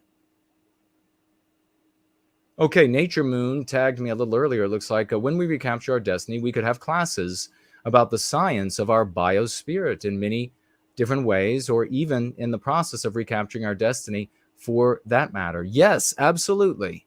And, you know, the great Dean Danger, Brant Danger, Merry Christmas, Happy Yule to the champ, schoolofthewest.world. Check it out. Maybe talk with him, dedicate some of your time if you have some, and if you have some info to share or some ongoing assistance you could give, that would be magnificent. Thank you so much. Thinking, that's what we are. We're actually thinking. We're doers. We're business starters. We're entrepreneurs. We're inventors. We're creators. We tinkerers. We get into the garage. We build it. We make it happen. We get into our offices. We build it and we make it happen. Groundhog Fury. Let's get a big salute for Groundhog Fury. And somebody reach out to him and let him know that we're saluting him right now, because he's busy learning another set of tools to be able to help in service to white well-being. He's already done that. I've already had conversations with him years ago where he said, I don't know how to do that yet, but I will learn and then I'll do it. And he did. So these are the kind of people we want. So big salute, Groundhog Fury, absolute epic champion in service to white well-being. Somebody take it upon yourself. Don't think somebody else is going to do it. To reach out to him and say, we celebrated you. You're a great guy. Love you, man.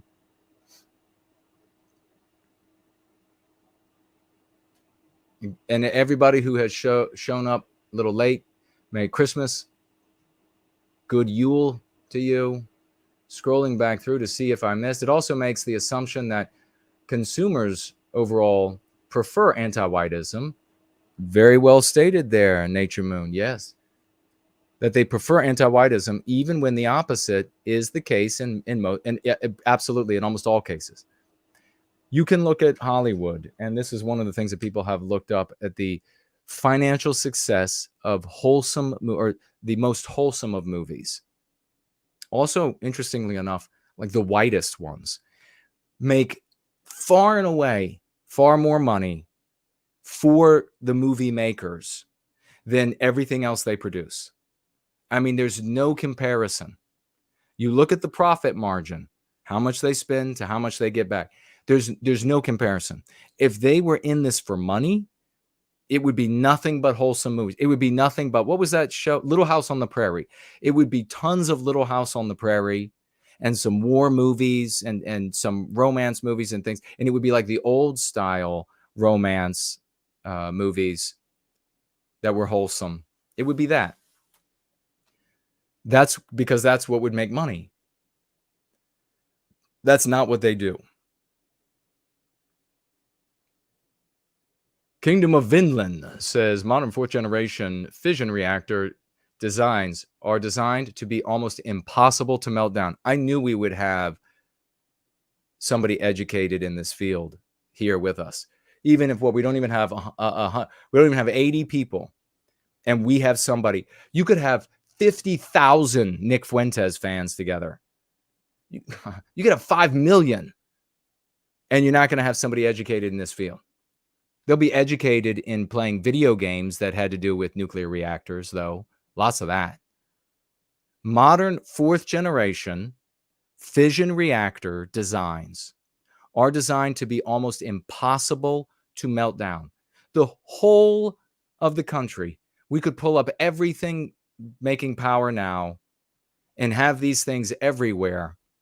And then when fusion comes online, we just slowly replace the fission reactors with the fusion ones. And then you have even cleaner, limitless, no waste at all. Imagine that. And then they also say, like, the waste of these fission reactions. Do not discount the ingenuity of Western kind for a moment, that they're not going to be able to find a way to deal with this other than just storing it somewhere forevermore. Thank you so much. That's totally epic. Kingdom of Vinland. Alex says to Franklin, to me before No One Killed, thank God I found myself here eventually and left all that ineffective rubbish behind. Yes, God bless you. Thank you. Yeah, share that, folks. When you were, people get, look, and I want to make a sort of a message here, a clarion call to everyone who is trapped in these circles. Okay? There are a lot of people trapped. Some of the people here today were trapped in these circles.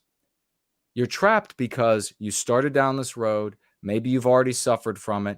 You're suffering from the sunk cost fallacy. You think, I've come this far, I got to stick with it. Don't do that.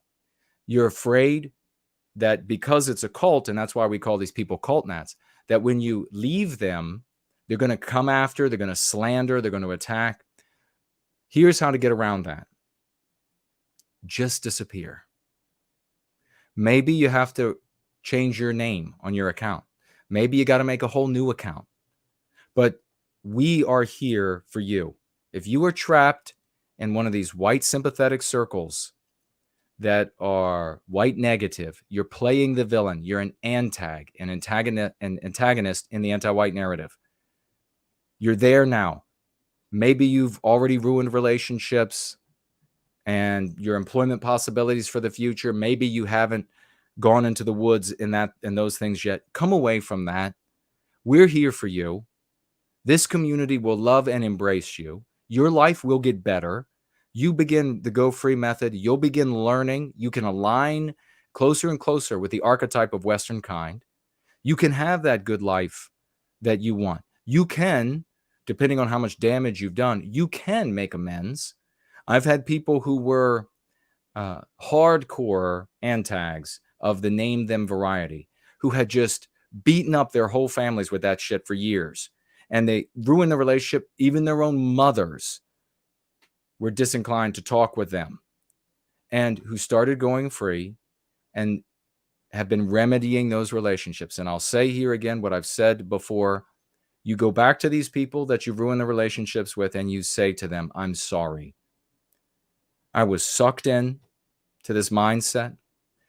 It's like a cult, and they won't let you go. If you push back at all, they attack, and they misrepresent, and they death threat, and they slander. But I was finally able to pull myself away from it. And now I've invested in something that shows me how to love for our people, how to put an end to our victimization with love, hope, and redemption, how to put an end to our victimization without harming anybody of any other group. And in fact, their lives getting better too, because we're putting an end to anti-whiteism. Now, I know that we have a history now, and sometimes people find it hard to get over history. Sometimes they never do. I hope you will get over my bad ways, because I now see who I was back then, and I'm disgusted with it. So I'm genuinely sorry. This is who I am, a thinking person now, and hopefully we can make amends. If you do that, the majority of people in your life will, to varying degrees, slowly begin, because you're going to have to build a reputation up, slowly begin bringing you back in. Now, is this the kind of advice that somebody gives you that wants to undermine you, that wants to undermine the cause for white well-being?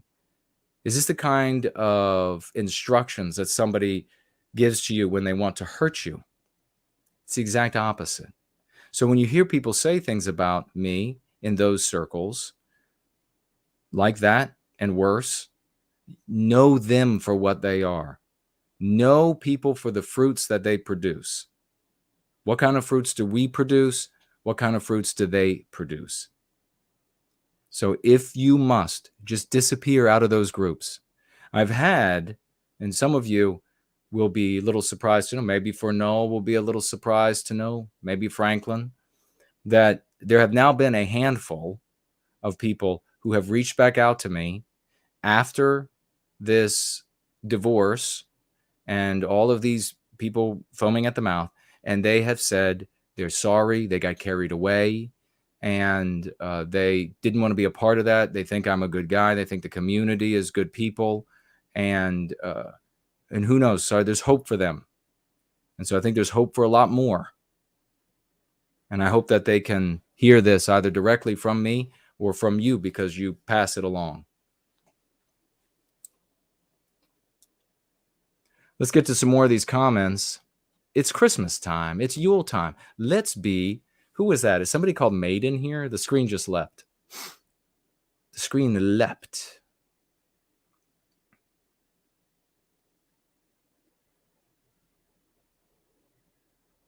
Oh, Victorian Time Traveler says his brother works in developing hydrogen power. That is also promising. That is so epic. We have 70-some people here. And look at the kind of folks that we have in this community. Isn't that something? You imagine you have like 50,000 of these other circles present. You think their brothers are doing, their brothers are in jail. I mean, let's be serious. Not that everybody in jail is guilty. No means. Or that you can't go wrong and then go right. But you know what I mean. This is like perpetual, like circling the drain for a lot of folks. Nature Moon says the thread we comment on is more like an immediate thing rather than the class thing. I want to make that clear. All right, cool. Yeah, I got it. Sam says I was once lost, but now I'm found. Oh boy. Don't make me sing Amazing Grace. I probably will sing Amazing. Not right now, but I am tired. I'm tired. It's almost 11 p.m. Not sleepy.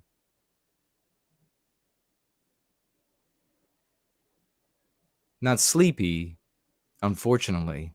I'm tired from the workout. Did anybody else work out today? I'm keeping my statue perfect body in statue perfect shape. That's what I'm doing.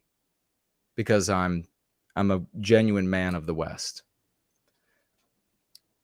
Sam, well, that's very nice of you to say, Sam. I was once lost, but now I'm found. Beautiful. Thank you for that. Thank you for sharing that. Promethean Promulgation says, I have trouble writing them off because I always want to protect my motivation. I always want to project my motivations onto every ant gnat. Yes, I know exactly what you are. Brother, I have been projecting me on them for almost 3 decades. You are a great guy. That's why you're doing it. This is not, it's because you've got love in your heart, man. Promethean Promulgation is love in his heart. That's why you're doing it. And definitely where there are folks out there that you can reach out to, you can grab a hold of their hand, you could say a few good words, you could say, hey man, you could be a winner, a genuine winner, a victor in your life. Do it. And where they want more, where they're like, all right, well, tell me more, then be there for them. But now if you're getting attacked on your social media and things, don't endure that. As you saw with me, I allowed myself to be attacked by them, as you got to see firsthand just how absolutely reprehensible and debased, squalid they can be. That's why the white sympathetic sphere, from all the way back since our great-great-great-grandparents, has never done anything. That's why. Because those people are in charge, and they are in charge by way of their intimidation. You saw what happened with PWR and how nasty they are. It was like a couple handfuls. That was it. Out of all of the thousands and thousands of views, it was just a couple of handfuls of really vile, nasty people that ended up intimidating and then driving like a herd of lemmings the vast majority of the rest. So don't tolerate their nasty. If you could see, I would not show the kinds of nasty. I just share some of the things, but I can't even share the worst of it. The kind of things that they said they would do to me and female family members and their bodies, their dead bodies. These are really unhinged, nasty, nasty people. A lot of them, not all of them, as Promethean Promulgation is pointing out. We see ant-nats in threads, and we don't want people who see to not also see the white positive side of white sympathy. Right. In the threads, right. Yeah, you got to get in there. Connecting with what you wrote a little further down. Would a spin-off that Twitter Tantrum series, but of threads with ant-nats to show how to respond, be good or bad? The problem is that they won't be intellectually consistent, intellectually honest. They will deeply lie, use fallacies, like the one I was just having a debate with on Twitter. The guy shows up, and instead of making any arguments, every argument I make, he just responded by saying, straw man, straw man. Well, how is it a straw man? You have to say. Can't say, because it wasn't a straw man. Nothing I was saying was. So it wouldn't be helpful, because you're not dealing with honest or even remotely honest people. You're dealing with actively hostile, violent people. And many of them don't like having a digital footprint of identifying their violence. And so they'll keep coming after you with, I never said it was going to be this. I never said. So you just, all that you can really do is like what I was just saying with Promethean Promulgation. You can kind of like say, hey man, there's a better way than that. It's never succeeded. And if they have interest, then you begin sharing the Go Free method with them. Then you say, come on, just don't tell those people, because they'll come after you. They're a cult. Don't tell them, just come in. You could lurk in the background, hang out on Sundays, hang out when Jason rolls in, check it out, see what they talk about, and see if it doesn't suit you better than this other stuff. So I don't know. I'll think on it, though. It's a good suggestion. It's a good suggestion nonetheless.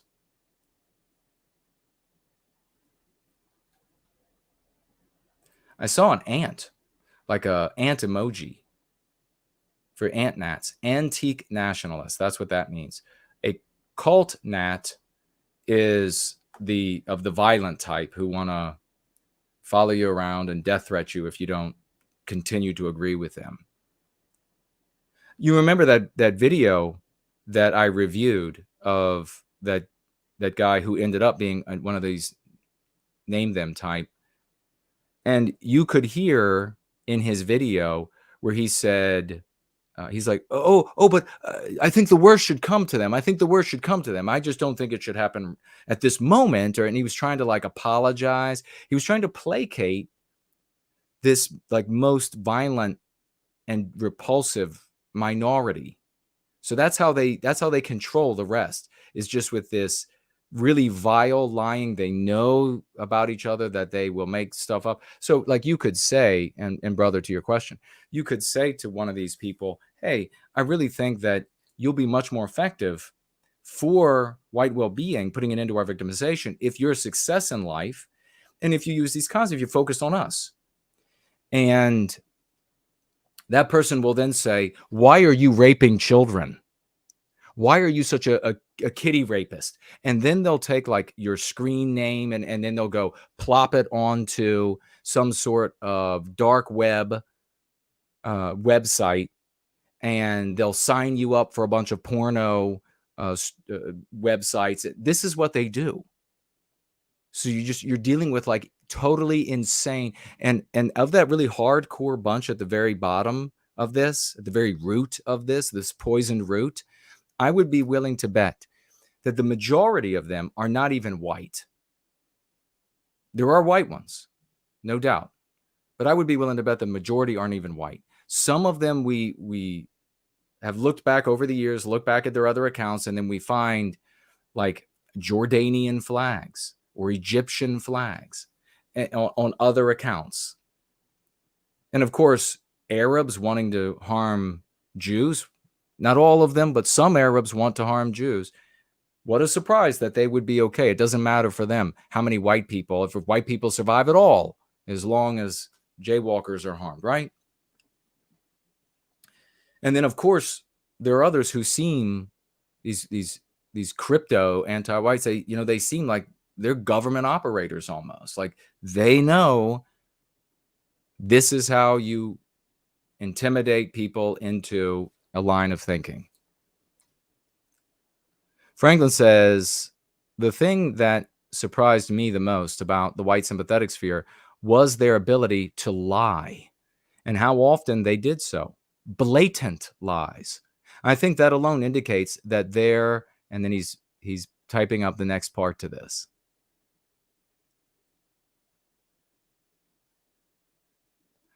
Kingdom of Vinland making sure that we know, and with brutal honesty, that's good character, that he is a sci-fi nerd through and through. He's not like a nuclear engineer or something like this. Good character. Stephanie Love has a bunch of loving hashtags here. Love, hope, redemption, well-being, and all without harming anybody in the process. White well-being, go free, NWG, no white guilt, harmony, well-being, hope, redemption, kinship, biospiritual, yes, strength, practice books, read. Perfect. And I understand, Kate is telling me that Vigil, he says he's grateful he found this community. He says he's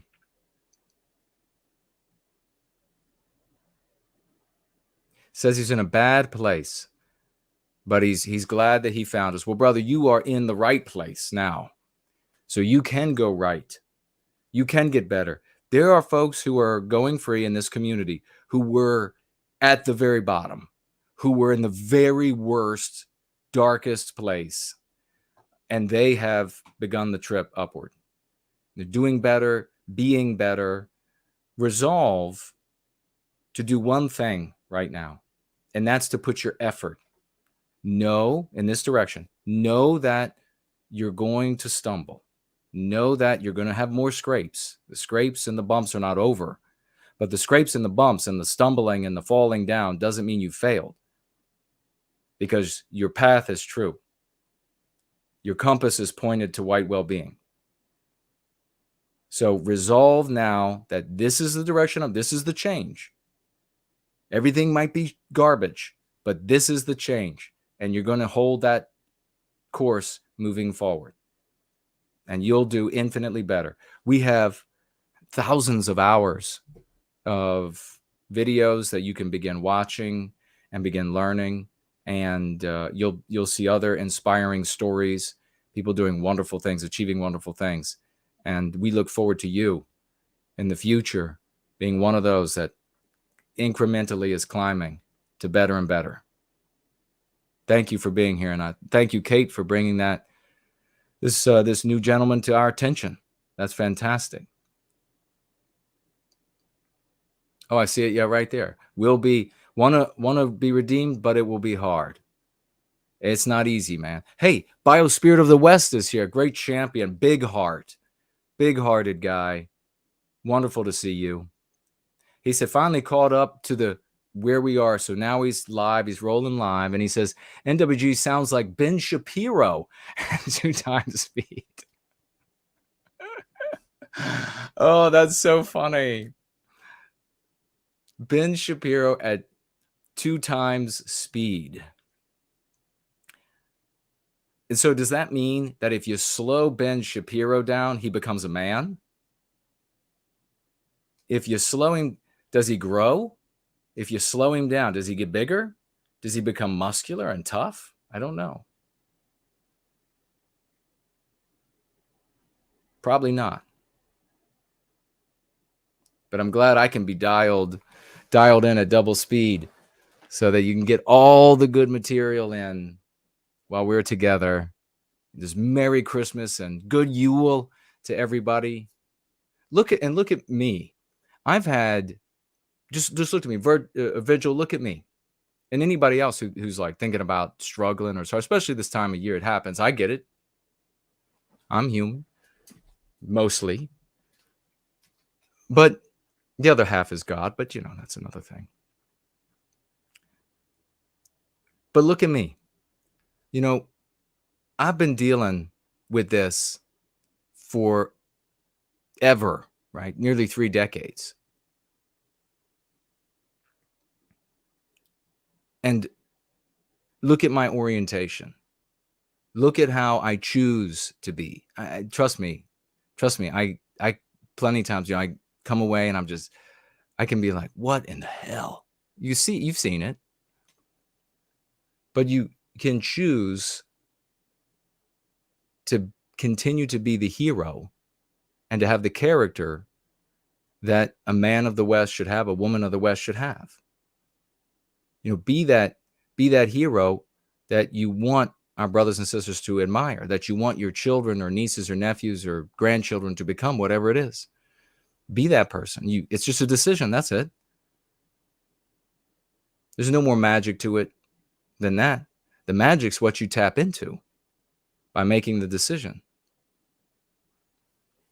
So you can do it. Oh, Vigil says, thanks, Jason. I've been watching on and off for a few years, but not very active. Well, welcome back. Oh my God. The great reptile is with us. I knew I felt the IQ points go up in the room. Holy moly. Great to see you. Merry Christmas. Good Yule to you and your family.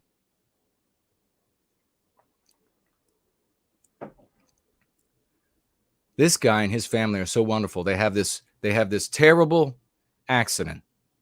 Who do they reach out to? Me. And what do they have to say to me?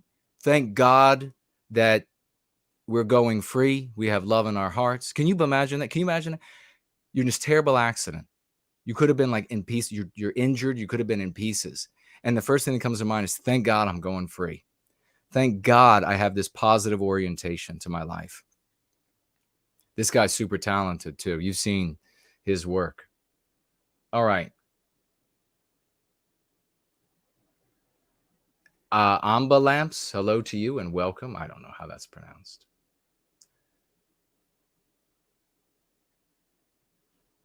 Curtis says 6 foot 240. All right.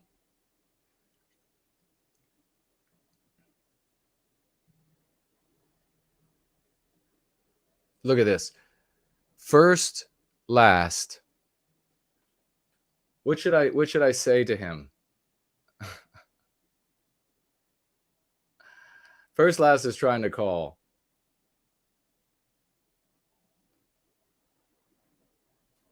That's funny. Now watch, he'll show up in the live chat. Let's do some more of your questions and comments, and then we're going to get out of here.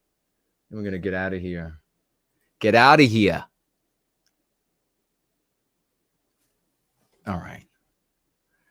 Let's get to some of these bad boys.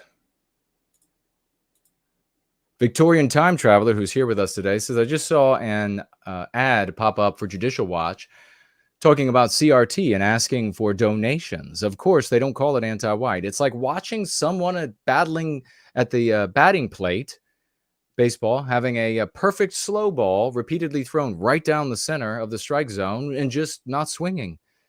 Are those the right terms? I haven't played baseball in a long time. Yeah, it's the right terms, brother. Other than not calling, some of you know that I had the opportunity to play professional minor league baseball and made the dumb decision to play college football. Other than not calling it anti-white, they make the mistake of using the word revolutionary. They mean to say that it's a revolution that will destroy Western civilization, but the word revolution and revolutionary has an overwhelmingly positive connotation. Industrial revolution, scientific revolution, etc.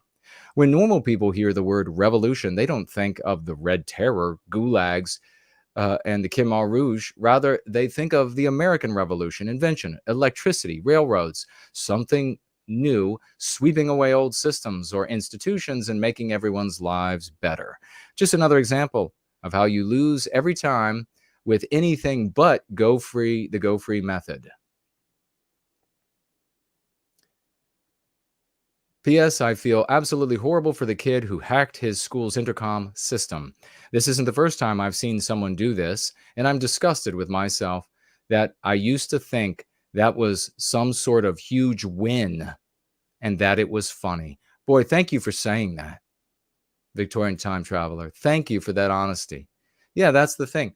They think, I'll guarantee you right now, in those name them circles, they're looking at this teenager who has now had put on his record for his life, that he is this monster, etc. Maybe he'll even get kicked out of the school. But in those loses friend, who knows? He has a choice right now. What is this kid? He's at a magnet school, so he's gifted, he's talented. He hacked in, he did the name them thing, and he said, Heil the painter or something like that. In those ant-nat circles, the name them circles, they're going to laugh and they're going to say, yeah, he did something good. That's great. That's great. He did that. They're laughing at the expense of his life. Because now that kid has two choices. Either he goes down the road of becoming one of these dirtbags. He won't get a good job. He won't end up with a good education. He'll go around naming them and people will be rejecting him. He'll be thrust out of polite society. Everything will get worse. Or he'll decide to become violently anti-white and use all of his intelligence, his ingenuity, his ability, his time to inflict injury on the race for which he thought he was defending that caused him so much personal pain. That will be a passion that will live with him his whole life.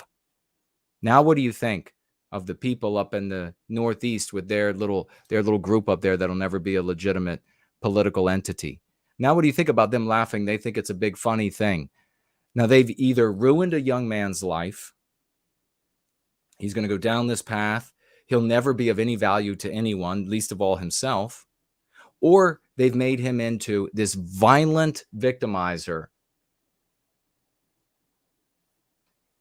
of Western kind. What a plan.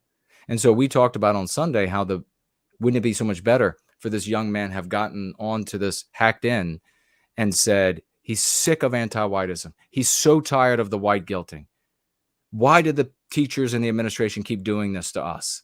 When is this going to end? Why are we held responsible for these claims of victimization in the past, true or untrue? That would have motivated probably 20% at least of the white kids in that school, also gifted and talented kids, to say, somebody's saying it. Thank God. I'm going to get that brave.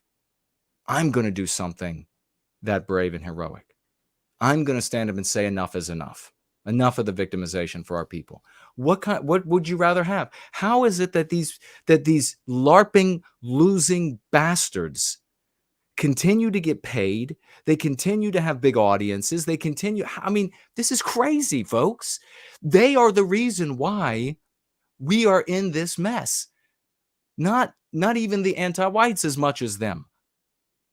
Because if it wasn't for them, good white people would have already remedied much, if not all of this.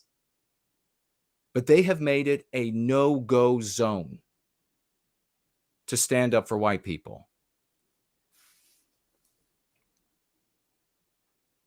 Let's see what else is here.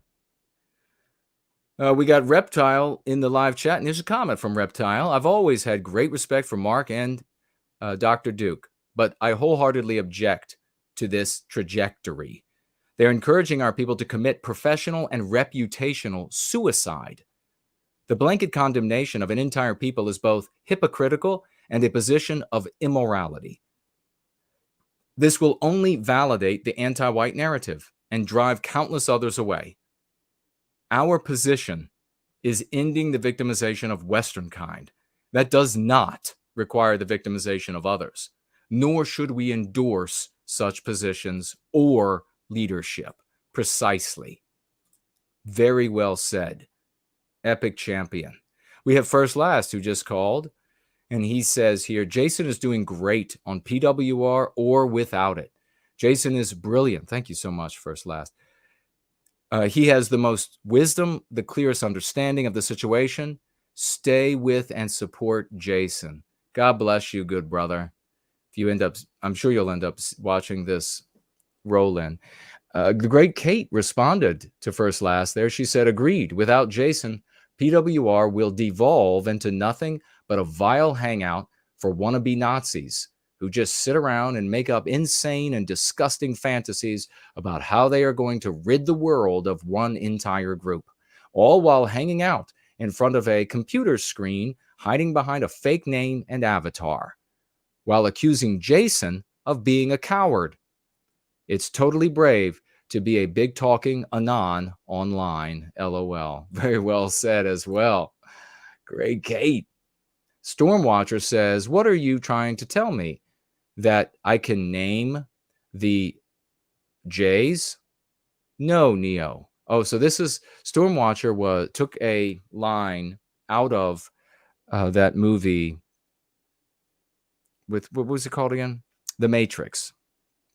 And so you have Morpheus, I think was the character's name, who's like the wisdom. Of course, the black guy, he's the wisdom. He's got the intelligence and the wisdom. And he's talking to Neo, which is the protagonist. And Neo says to Morpheus, what are you, Morpheus is training him. And Neo says, are you telling me that I will be able to dodge bullets? Like the computer programs are able to dodge bullets in the Matrix. And Morpheus says, no, what I'm telling you is that when you're ready, you won't have to. So it's a really like poignant moment in the movie because, of course, Neo gets to the point where he gets to the point where he can dodge bullets, but then he gets further and he can stop them. He can just knock them all down. They fire machine guns at him and he just like waves his hand, all the bullets stop and they fall to the floor. So Stormwatcher says, what are you trying to tell me? That I can name the Jays? No, Neo. I'm trying to tell you that when you're ready, you won't have to. Yeah, when we have a people, when we have a people that says no victimization of Western kind whatsoever, no anti-whiteism. Anti-whites, whether they're of that community or they're black or they're white or they're Hispanic or whatever, Asian, Arab, whatever they are, they won't be able to be anti-white. That should be obvious.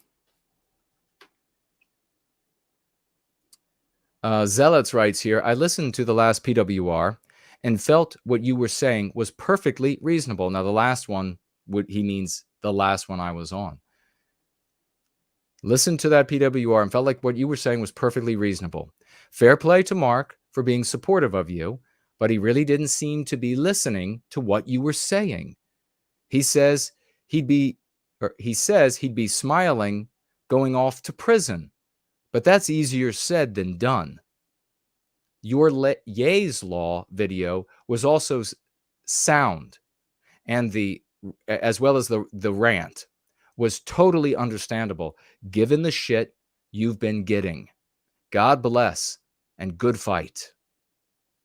And he's from the United Kingdom. Also, PWR won't be as good if it's just Mark. C. Zealots writes. From Great Britain, the Union Jack, their flag, is what he had there.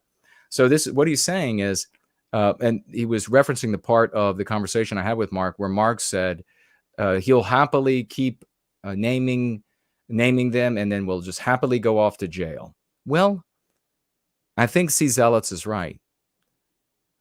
Not only on just like the level I think maybe that Selitz is talking about here, that it's just not so easy to just, it's easy to say, it's convenient to say, but when it comes right down to it, losing your freedom, being locked in with a bunch of animals, good people too. There are good people who are in jail that did the wrong thing, or they went wrong, or they were wrongly accused and convicted. But there are a lot of animals, bad people. But it's also that would also be a lot harder for Mark, since he has a little girl now. He's not going to go off to jail with a smile. He knows it. I know it. We all know it. Thank you, C. Zealots, for that support from the UK. Ken Ashcroft says, regarding the discussion on religion around 320, both Catholicism and Judaism have the same effect of making me feel empty whenever I inquired momentarily on them. So I just ignore the religion. I just ignore the religion whenever it identifies itself before me, and I'm never unbalanced. Probably because each religion hasn't ever been seriously or been in my lifetime's orbit. I stopped listening to PA around the time Sven was raided, but always thought you, Jason, were the one who carried the show and could never understand why you stayed there, which you've explained why, in the aftermath of the impossible position that you found yourself in. Thank you so much for that, Ken Ashcroft. These nice, supportive comments when confronted with so much of that hostility. And as I said, some people are coming back and saying, whoa, I was totally caught up in that insanity. Bulldog Boris writes here, removing someone from power because they are jaywalkers will never be morally accepted. But removing someone from power because they are anti-white will. Yeah, you're 100% right. White people can, our brothers and sisters can, and they will be taken to a place where they will say, no anti-whites in government, not voting for an anti-white, not tolerating an anti-white policy, no more victimizing of my kids, no more victimizing of our seniors, no more victimizing of our white men anymore. But they are never going to go someplace where they say, okay, all the jaywalkers got to go. That'll never happen. In fact, they will fight violently against those who attempt to articulate that. That's why these people have ruined lives. I mean, what do you think is the soup in which their lives are ruined? It's our brothers and sisters who are like, you are nuts. Azimuth Clark writes here, and we're going to be getting out of here maybe after this. I'll see what you all are saying. He said, the great Azimuth Clark, who's here tonight as well. There's a solid core of great people here. 07s, he puts up. I don't care what anyone says, but the outreach team, this community, what we do here is reaching people. I don't want to hear someone else made anti-white popular amongst our circles. I watch other streamers. They don't know Jason, but consistently use anti-white and anti-whiteism. They even spell without the hyphen, something we started doing. There's people on YouTube with a few thousand to several million subscribers using our lexicon. Where did they learn it?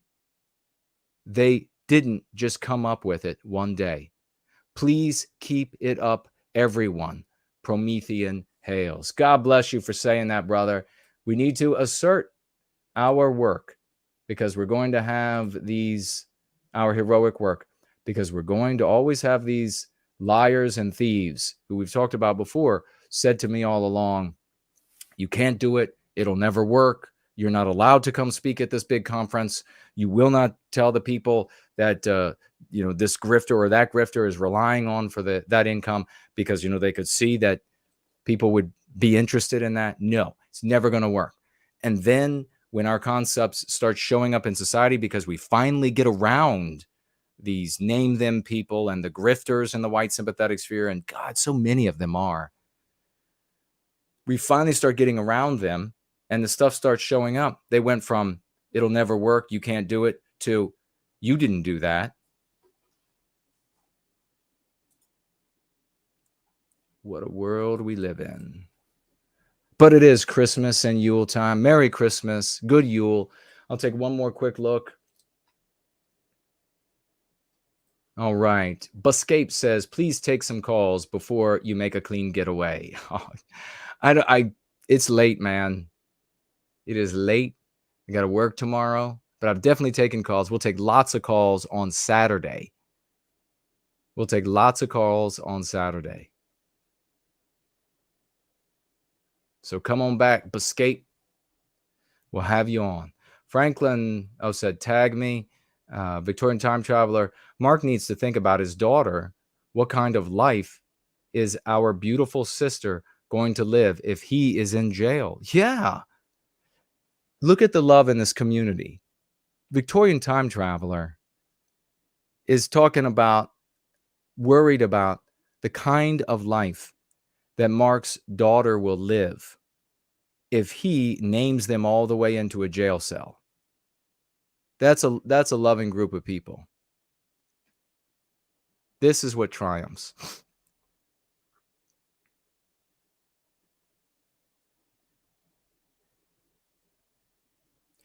Scrolling through these champions. JK160 said, For Null came out with a Mossway album. Oh, it's released? Holy crap. We are going to be playing, not tonight, but we'll be playing some of that on Saturday, whatever he will let us play. He's probably asleep now, but we'll definitely hit him up for it. Let's go beg for Null. Please let Jason play much of your album. Ivan is here and he says, beautiful tree. Thank you, Ivan. I appreciate that. Reptile says, great reptile, a Promethean Christmas to you, my great brother. That's awesome. A Promethean. Boy, that sounds really extra nice, doesn't it? A Promethean Christmas. Wow, that's kind of exciting. That sounds good. A Promethean Christmas. A Promethean Yule. Ooh, we might be onto something, folks. We might really be onto something. First Last did show up. Great to see you, brother. Great to see you. A Promethean Christmas and a Promethean Yule. What else did he say here? We'll be celebrating the holiday. How GoFree has brought and kept us together. Amen. Champ. Class act. Aces on that guy. Yeah, we're the core. We're the core. And the day's going to come where it's like, when we have our gatherings, I don't know what we'd like to see. It'd be something, wouldn't it? If it's like we're the core, and then at some point in the future, it's like we're in a stadium and it's got like 30,000 people live watching the gathering on Sundays. And then it's going out across the internet all around the world. That would be epic. All right. He says, First Last says, I just got here. You can't end the stream. I just got off work. Everybody, Jason's 100% right on all the major issues. White student transmission just showed up. Oh, shoot. Well, we'll stay a few minutes long. It's 2 hours and 30 minutes on this roll-in. This is a long roll-in.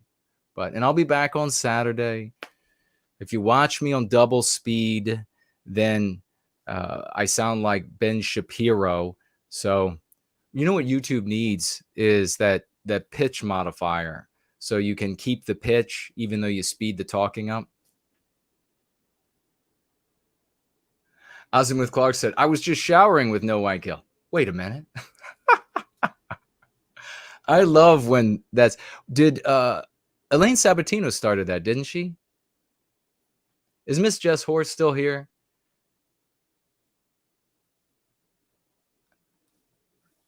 Who started that? Does Miss Jess Horse remember? Did Elaine Sabatino? I think it was Elaine Sabatino, but I could be wrong.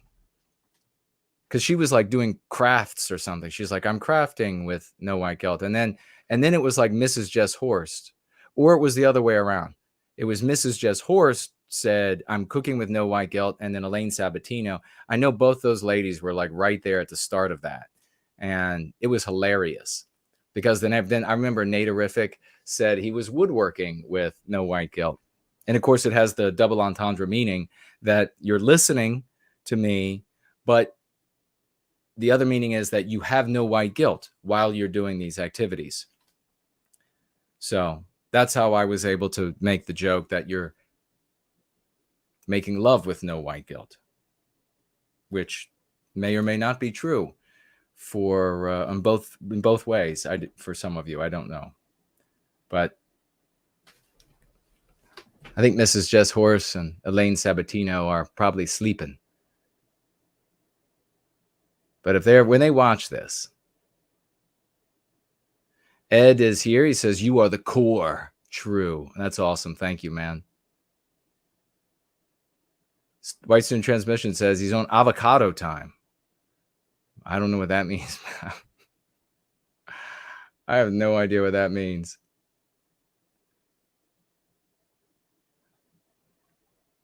I don't know.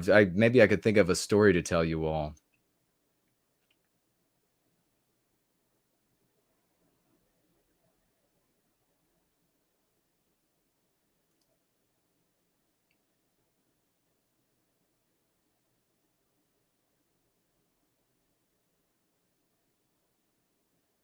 Escape says that he thinks it's annoying how some believe that naming them will take their place of strength training, education, and learning better social techniques, like it's a magic word. Enough people must believe. Yeah, it's so, oh God, it's so lame. It's so lame.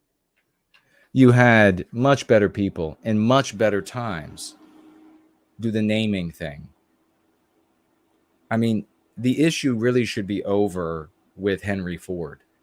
If Henry Ford, one of the wealthiest and most powerful people in the world, in a 90% plus America, with an establishment media organ, respected establishment media organ that he owned, and hired professional researchers, and ran all these articles, and an icon, if he couldn't succeed by doing this, and what really, I don't even know what really he was trying to do, but the name them people sort of own him.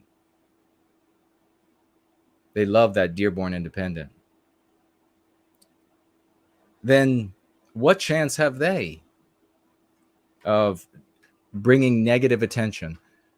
And that's what they want to do. I'll just restate again. The name them people, they can't deny that they want to bring negative attention to jaywalkers. That's what it's about.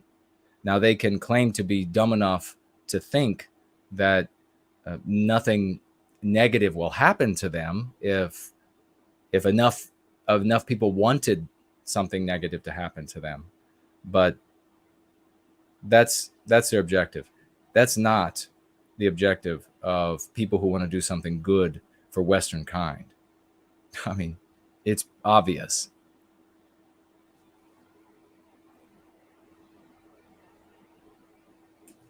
Nature Moon says, Kate is a Twitter warrior. If you're talking about great Kate, she absolutely is.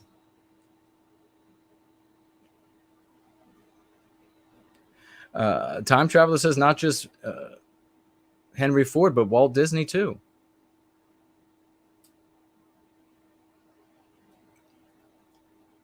Yep. They all were trying to bring, they all tried to bring negative attention. And what good did it do?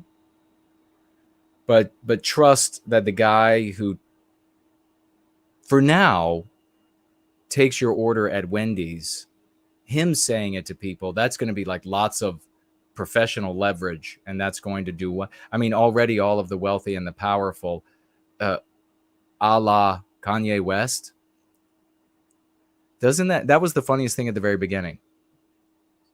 all the wealthy and powerful people in politics, they already know that they already know who has power, which individuals, which organizations, and how aggressive or not aggressive they are with that. They already know.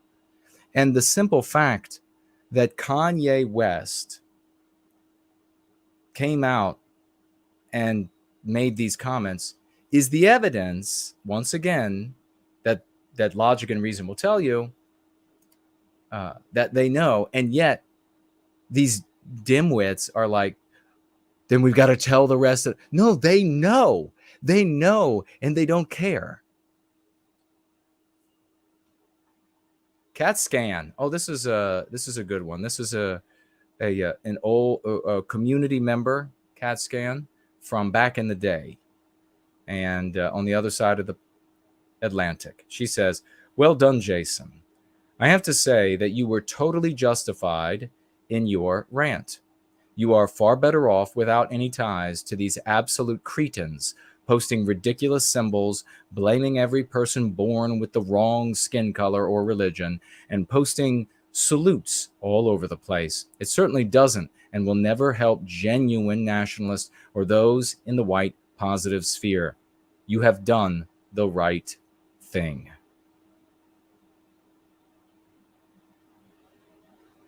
Thank you so much. That was from Dion.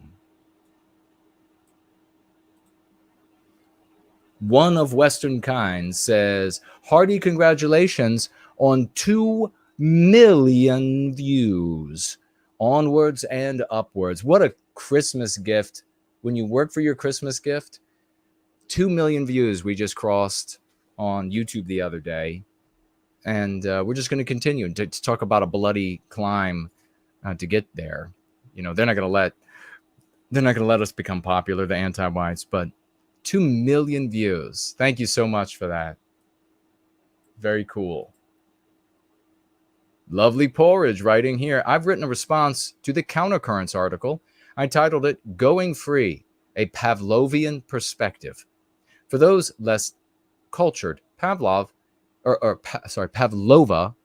is a delicious Australian dessert, which I propose, if it could talk,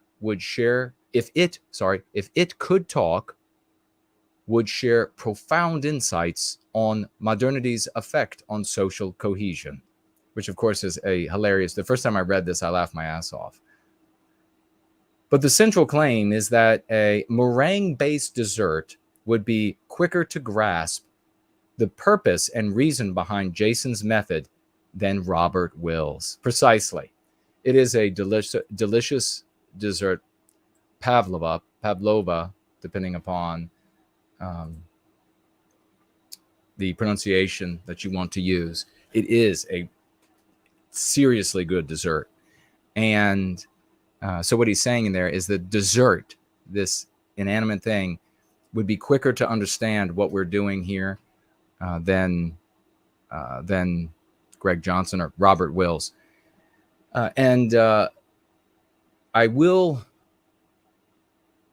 share that readers of Greg's longtime readers have concluded that Robert Wills is Greg Johnson. So I'll just share that. JJ says, "Easily one of the best YouTube channels on the planet. Planet. He wanted there to be like echoes there, so I added them. Thanks, JJ. Easily one of the best YouTube channels on the planet. I really appreciate that.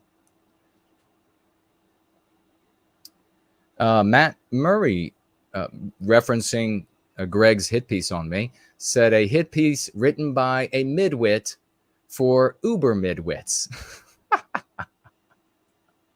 That's hilarious, brother.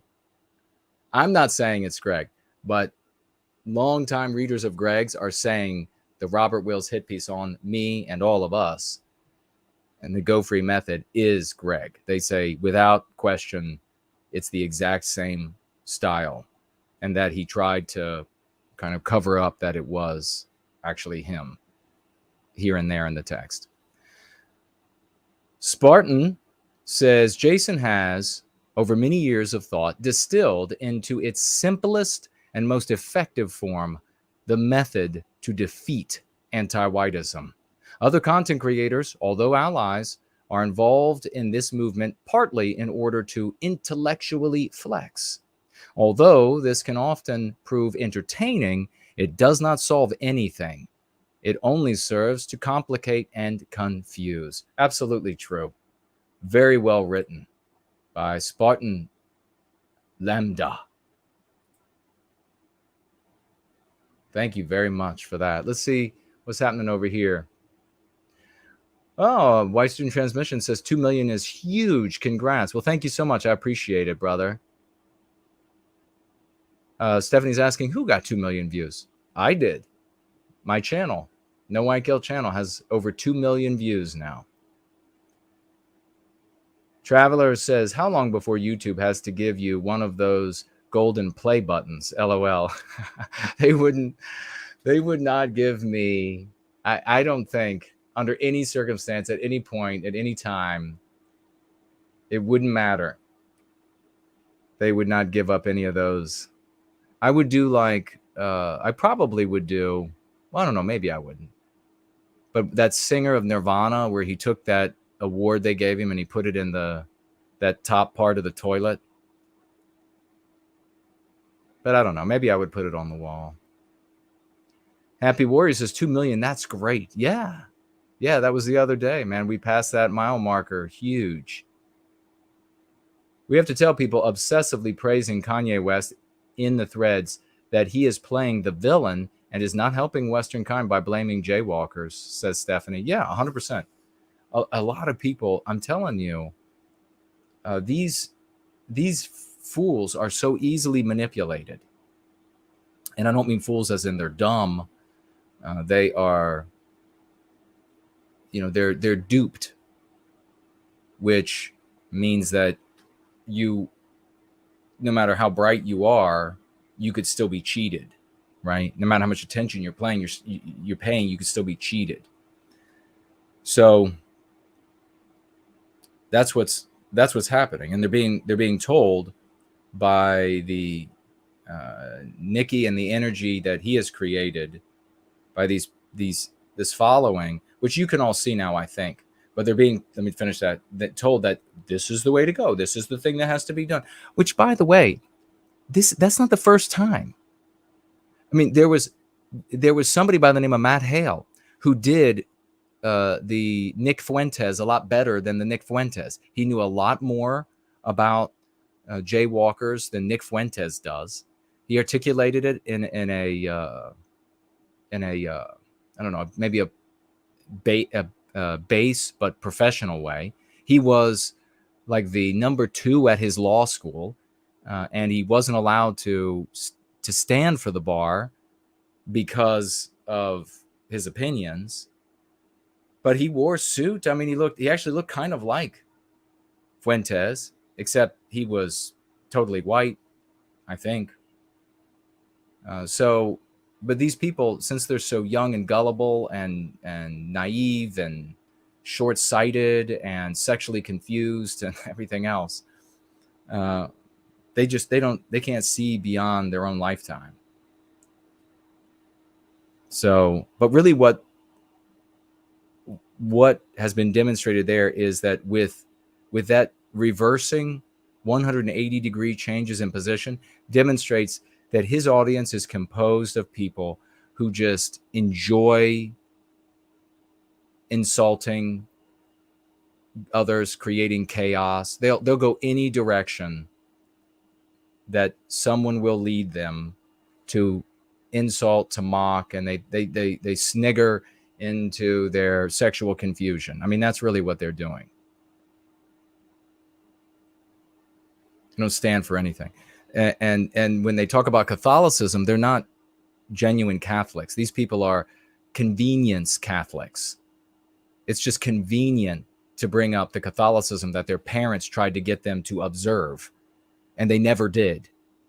Because I attended Catholic church for not a year, and several different actual churches. And I met good people who were genuine, Catholics. They wanted me to become Catholic. And they don't talk like these people. They don't behave like it. You can't just take the corpse of Jesus and say the nastiest things and have the grossest objectives and then just hold up Jesus and say, I pray the rosary. So you go ahead and hit on the poor Jesus if you want to attack me. It doesn't work that way. And it's a really bad character. People should be able to see this. Brad C., the great Brad C., who's got a great character, writes this. Who is this Kuna guy referred to in the CC hit piece? Doesn't sound much like the Jason I know from years of white positive live streams. Shame on CC for putting this slander out. Thank you so much for that, Brad, a great champ.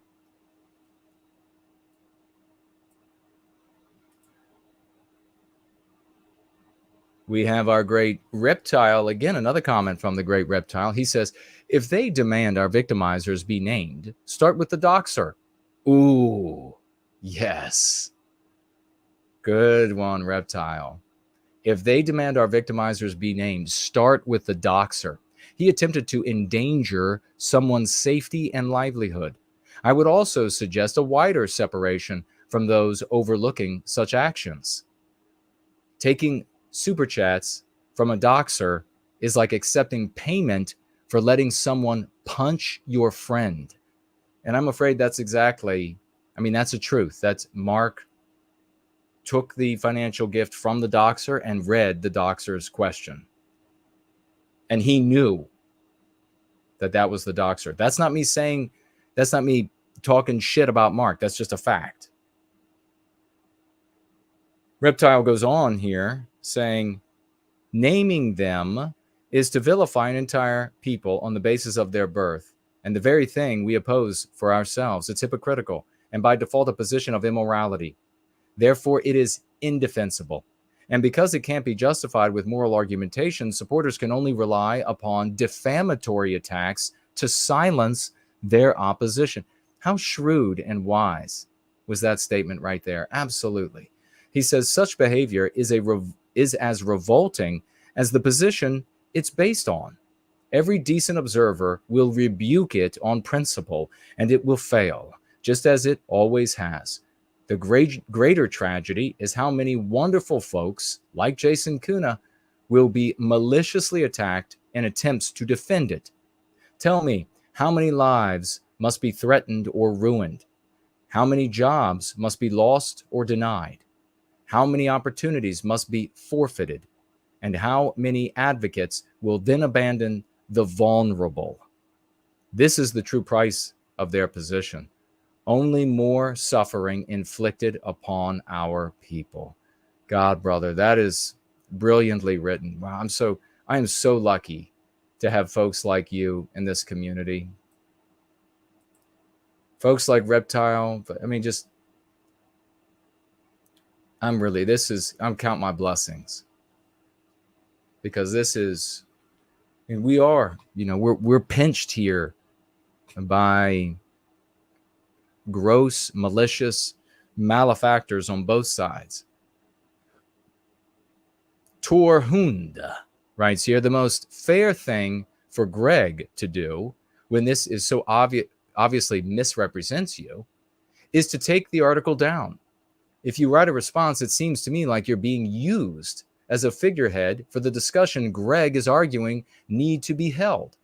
The article should be taken down due to errors made by the author, and countercurrents should apologize for having misjudged the severity of the mispresentation.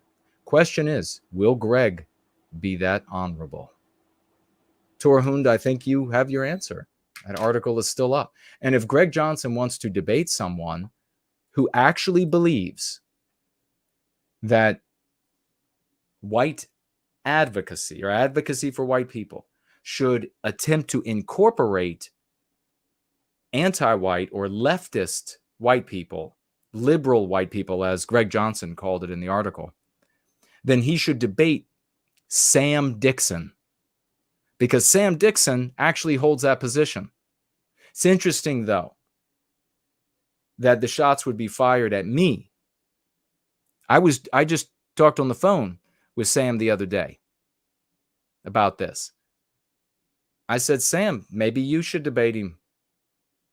But I don't think Greg or whoever this author was is brave enough to debate Sam Dixon. I think Sam is wrong. I know Sam is wrong. I've never held that position and never would. But Sam, of course, is an extraordinarily intelligent man, extremely learned. And I think there are probably few out there who would want to debate him on that. So maybe it was like a punch at me to try to get at Sam.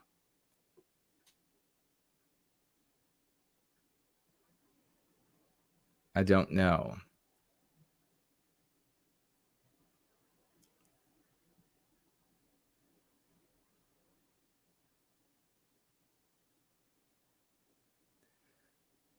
All right, let's see if there's anything else here before we proceed to wrapping up. And how am I doing? Still amazing? I got the stamina.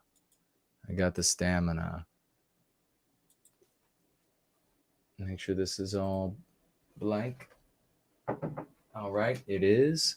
Cool Papa J Magic says, I've been doing my best to spread the word of Ye's Law, but too many people are too far down the rabbit hole. Yeah.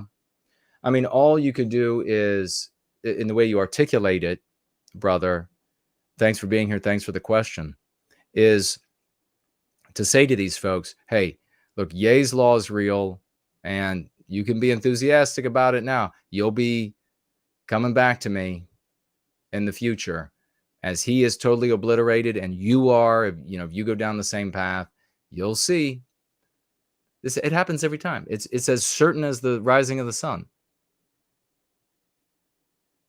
Vigil says, and thank you for everything you do. You're most welcome. Thank you for that gratitude. I appreciate that.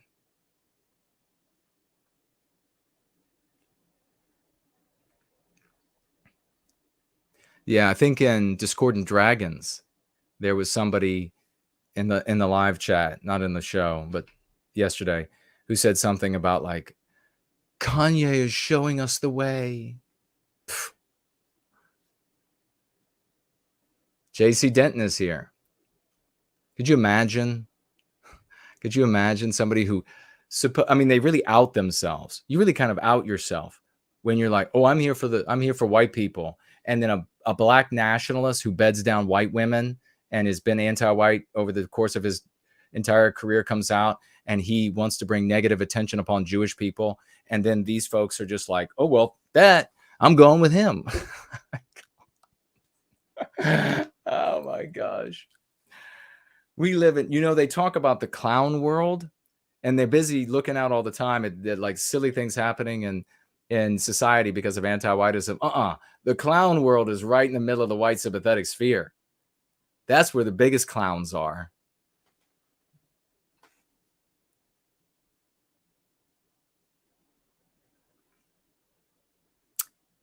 Does anybody want to place bets before we get out of here?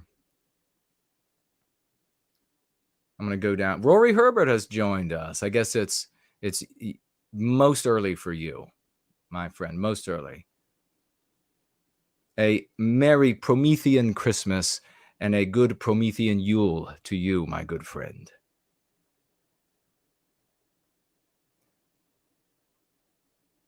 Let me see. Reptile says, naming them used to be mockingly called falling down the rabbit hole. It's a bottomless pit to a land of hateful derangement. We should bring that back. Oh, yeah. Yeah, bring it back. Falling down the rabbit hole. First Last says, hey. And then would you read any of my honest litany comments? Your honest comments. Where are they? White Transmission asking who came up with Yades. I did.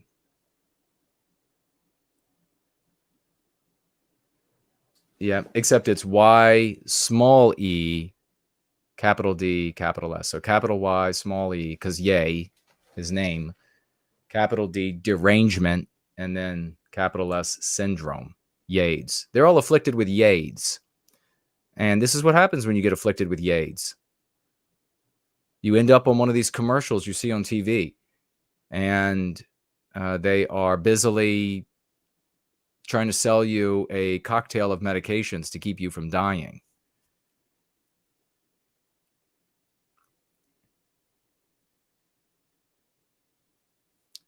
Victorian Time Traveler says, who's Sam Dixon? I know a Sam Dixon from 160 years ago, but I'm guessing it's not him. No, it is him. I'm kidding. Sam Dixon, Georgia, I don't know, look him up. You'll have to just Google Sam Dixon and you'll see, I mean, SPLC, ADL, all of these people have hated on Sam for many, many years. And Sam Dixon is sort of de rigueur when it comes to the biggest of conferences. He's kind of like has to be there. And he's one of the reasons why, that fact is one of the reasons why that little Dickie Spencer dragged Sam Dixon to as many of his events as he possibly could talk him into coming to. Because it was just like de rigueur. Whereas if Sam is there, then it must be legitimate.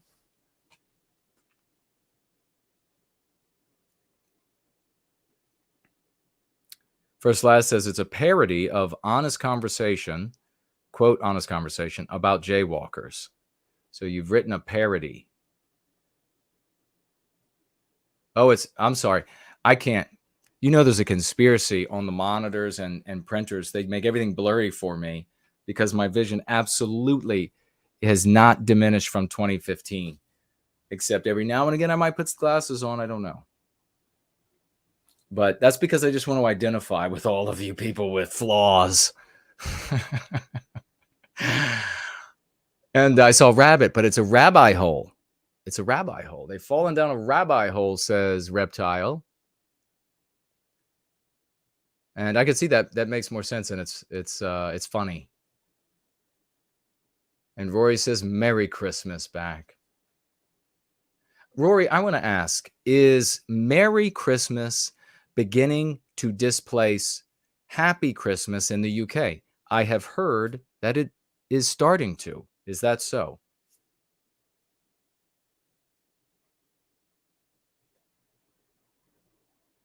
All right. Is First Last writing this now?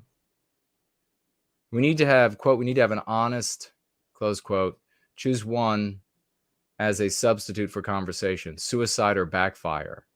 We need to have an honest suicide or backfire. That's funny.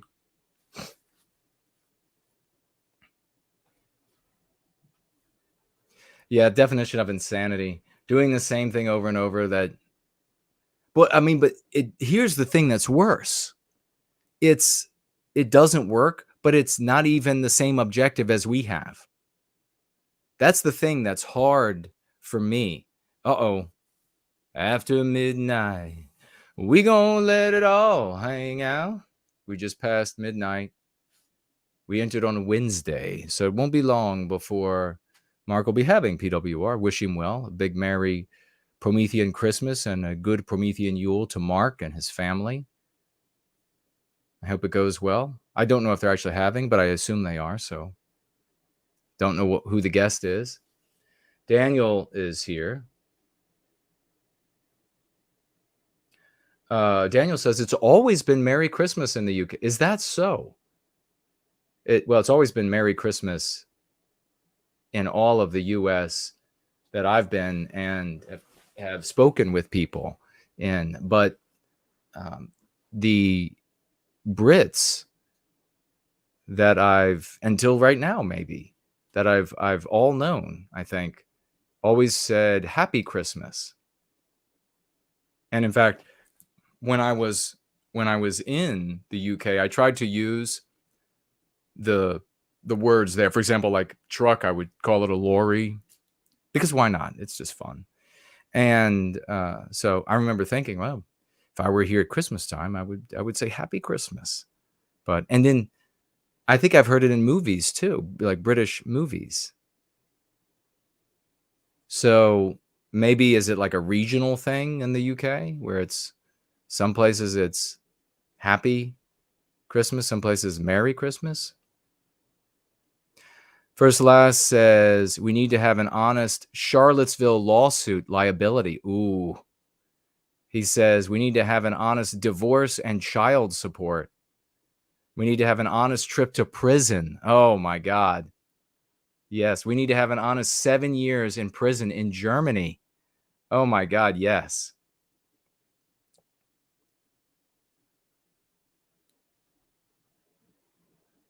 We need to have, he says, we need to have an honest fired and blacklisting. Oh, my God. So true. So true about everybody doing the name them thing. Need to have an honest conversation. And we, like we pointed out on Sunday, it's actually a bullshit conversation.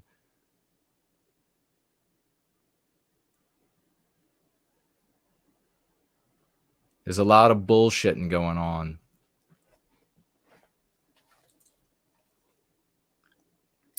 LRN says, could be regional. Many different accents in the UK. Yes, there are. Yep, I noticed that. They're actually, they've gone a long way to flattening out the accents in the United States. But there used to be, like in my part of Virginia, there was something called Highland Southern. And there's still a little bit of it. And in the Valley, there are people that are still, very close. It's very sing-songy, but and quite pretty on a woman. On a guy, it's not like tough, but it's endearing on a guy. On a woman, it's pretty. I remember I was in a hospital in West Virginia, and the doctor who came in, it was the student hospital, and the doctor who came in, old guy, and he was asking me a couple questions. And I told him prior to living out there, he was asking about, I said I lived in Fairfax, Virginia. And he said, oh, Fairfax, Virginia. It was just like, oh, like he had the accent. And I think he was thinking about, oh, it's gone. It's gone. It's gone. It used to be such a lovely place, but it's gone.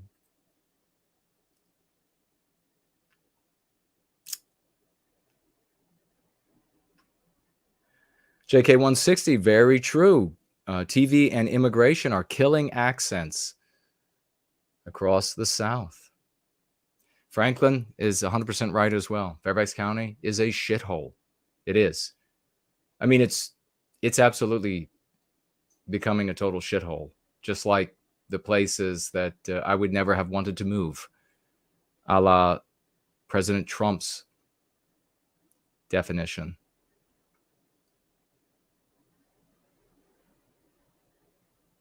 Where are we on? Oh, 3 hours. Yeah, we're going to have to get out of here. All right.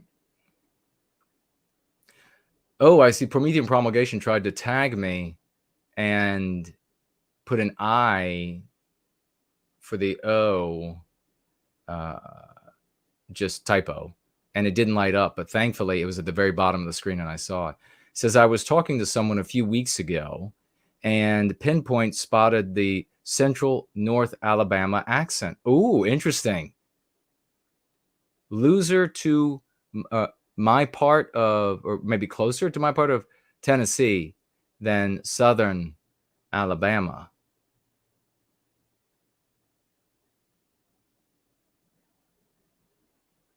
Oh, he says, when I was a kid, we could tell people the county tell the county they came from by their accent.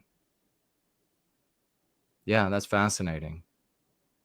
It's amazing how much, and this is the thing we've talked about with the Go Free method, is that we, by embracing white positivity and the Go Free method, the presupposition is that we are going to defend all of these sort of regionalisms because we want these expressions. It's number one because they're projections of our biospirit, and it might not like I'm not creating what they are, what our brothers and sisters are doing in say like Wyoming, but it is a creation of the same spirit that's in me, and so I would want to preserve it. That's how it makes sense. But then also there's a secondary aspect to it, and that is that we as white people, we love variety. That's one of the ways we're undermined, because anti-whites come to us and they're like, don't you want some more variety? And we're like, yeah, more variety. And then they're like, okay, everyone's going to be black and brown now. Wait a second. Right? But we like variety. So we would end up encouraging these sort of expressions. And those expressions, the presupposition and the creation and the nurturing would be that none of it would be deleterious to the expression, our biospiritual expression elsewhere. And so it would be regionally within states, regionally within countries, and then certainly between countries. It would really be beautiful. Just I've thought about this and talked about it before. Just try to imagine like a utopia for Western kind, where we have, let's just say a city, for example, because we want to depict this variety. And you have in your city, in your country, in your region, state, province, you have its feel, its look, its sound, its texture. But because we like variety, we would want to have like the Polish restaurant and festival, and it would be like the Bavarian restaurant, and then it would be all of these different things that you would be able to go see, and all the beautiful dresses and the different types of dance and music. No white person on earth would object to that. Every white person on earth would just be like a magnet, just, pulling you toward it. Yes, I like some of that. And especially if it's the city, you imagine it's going to be clean. It's going to be efficient. The trains are going to run on time, and you won't get killed, and you won't be raped, and you won't be bludgeoned to death by vicious people of any sort, of any type. You'll be able to go out at nights. Imagine this would be nirvana for Western kind, and we know it.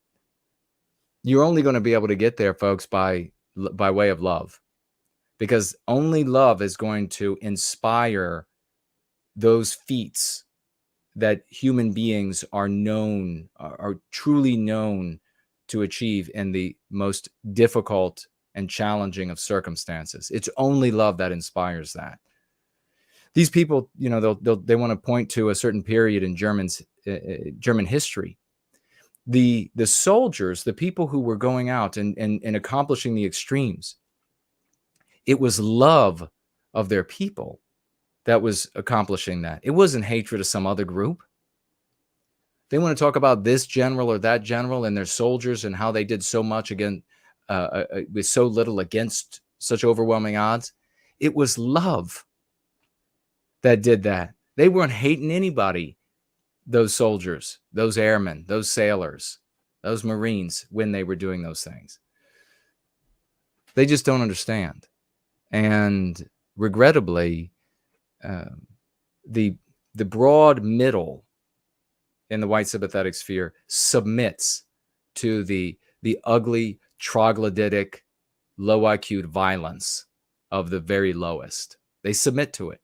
And you saw it in almost like a classroom example in what happened with PWR.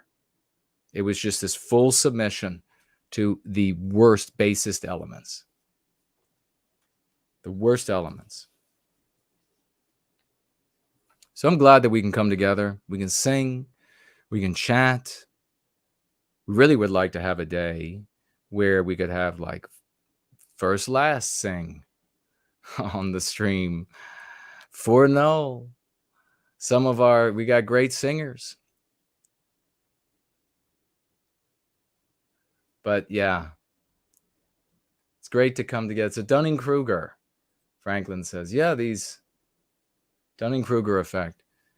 The dumbest, Mestizo Scarf, who is not he's absolutely one of the opposites of that, has just appeared in the question widget. And he says here, some parts of the San Juan Valley still have people speaking with accents of Okies. I don't even know. Really? I don't know how to even pronounce these properly. And Texans, he says. That's fascinating.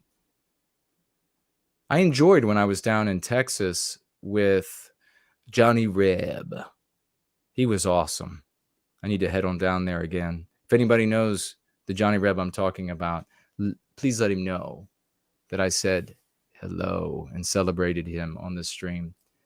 But yeah, we traveled around a little bit and we heard some of I could tell the different accents that I was hearing, even though I was quite new to, I guess, those sort of regionalisms. Very little difference, but I was picking up on a little bit of difference there.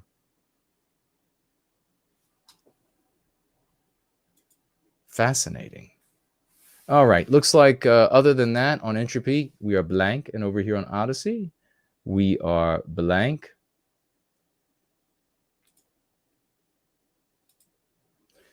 And let's make sure we're blank over here. We didn't miss anybody.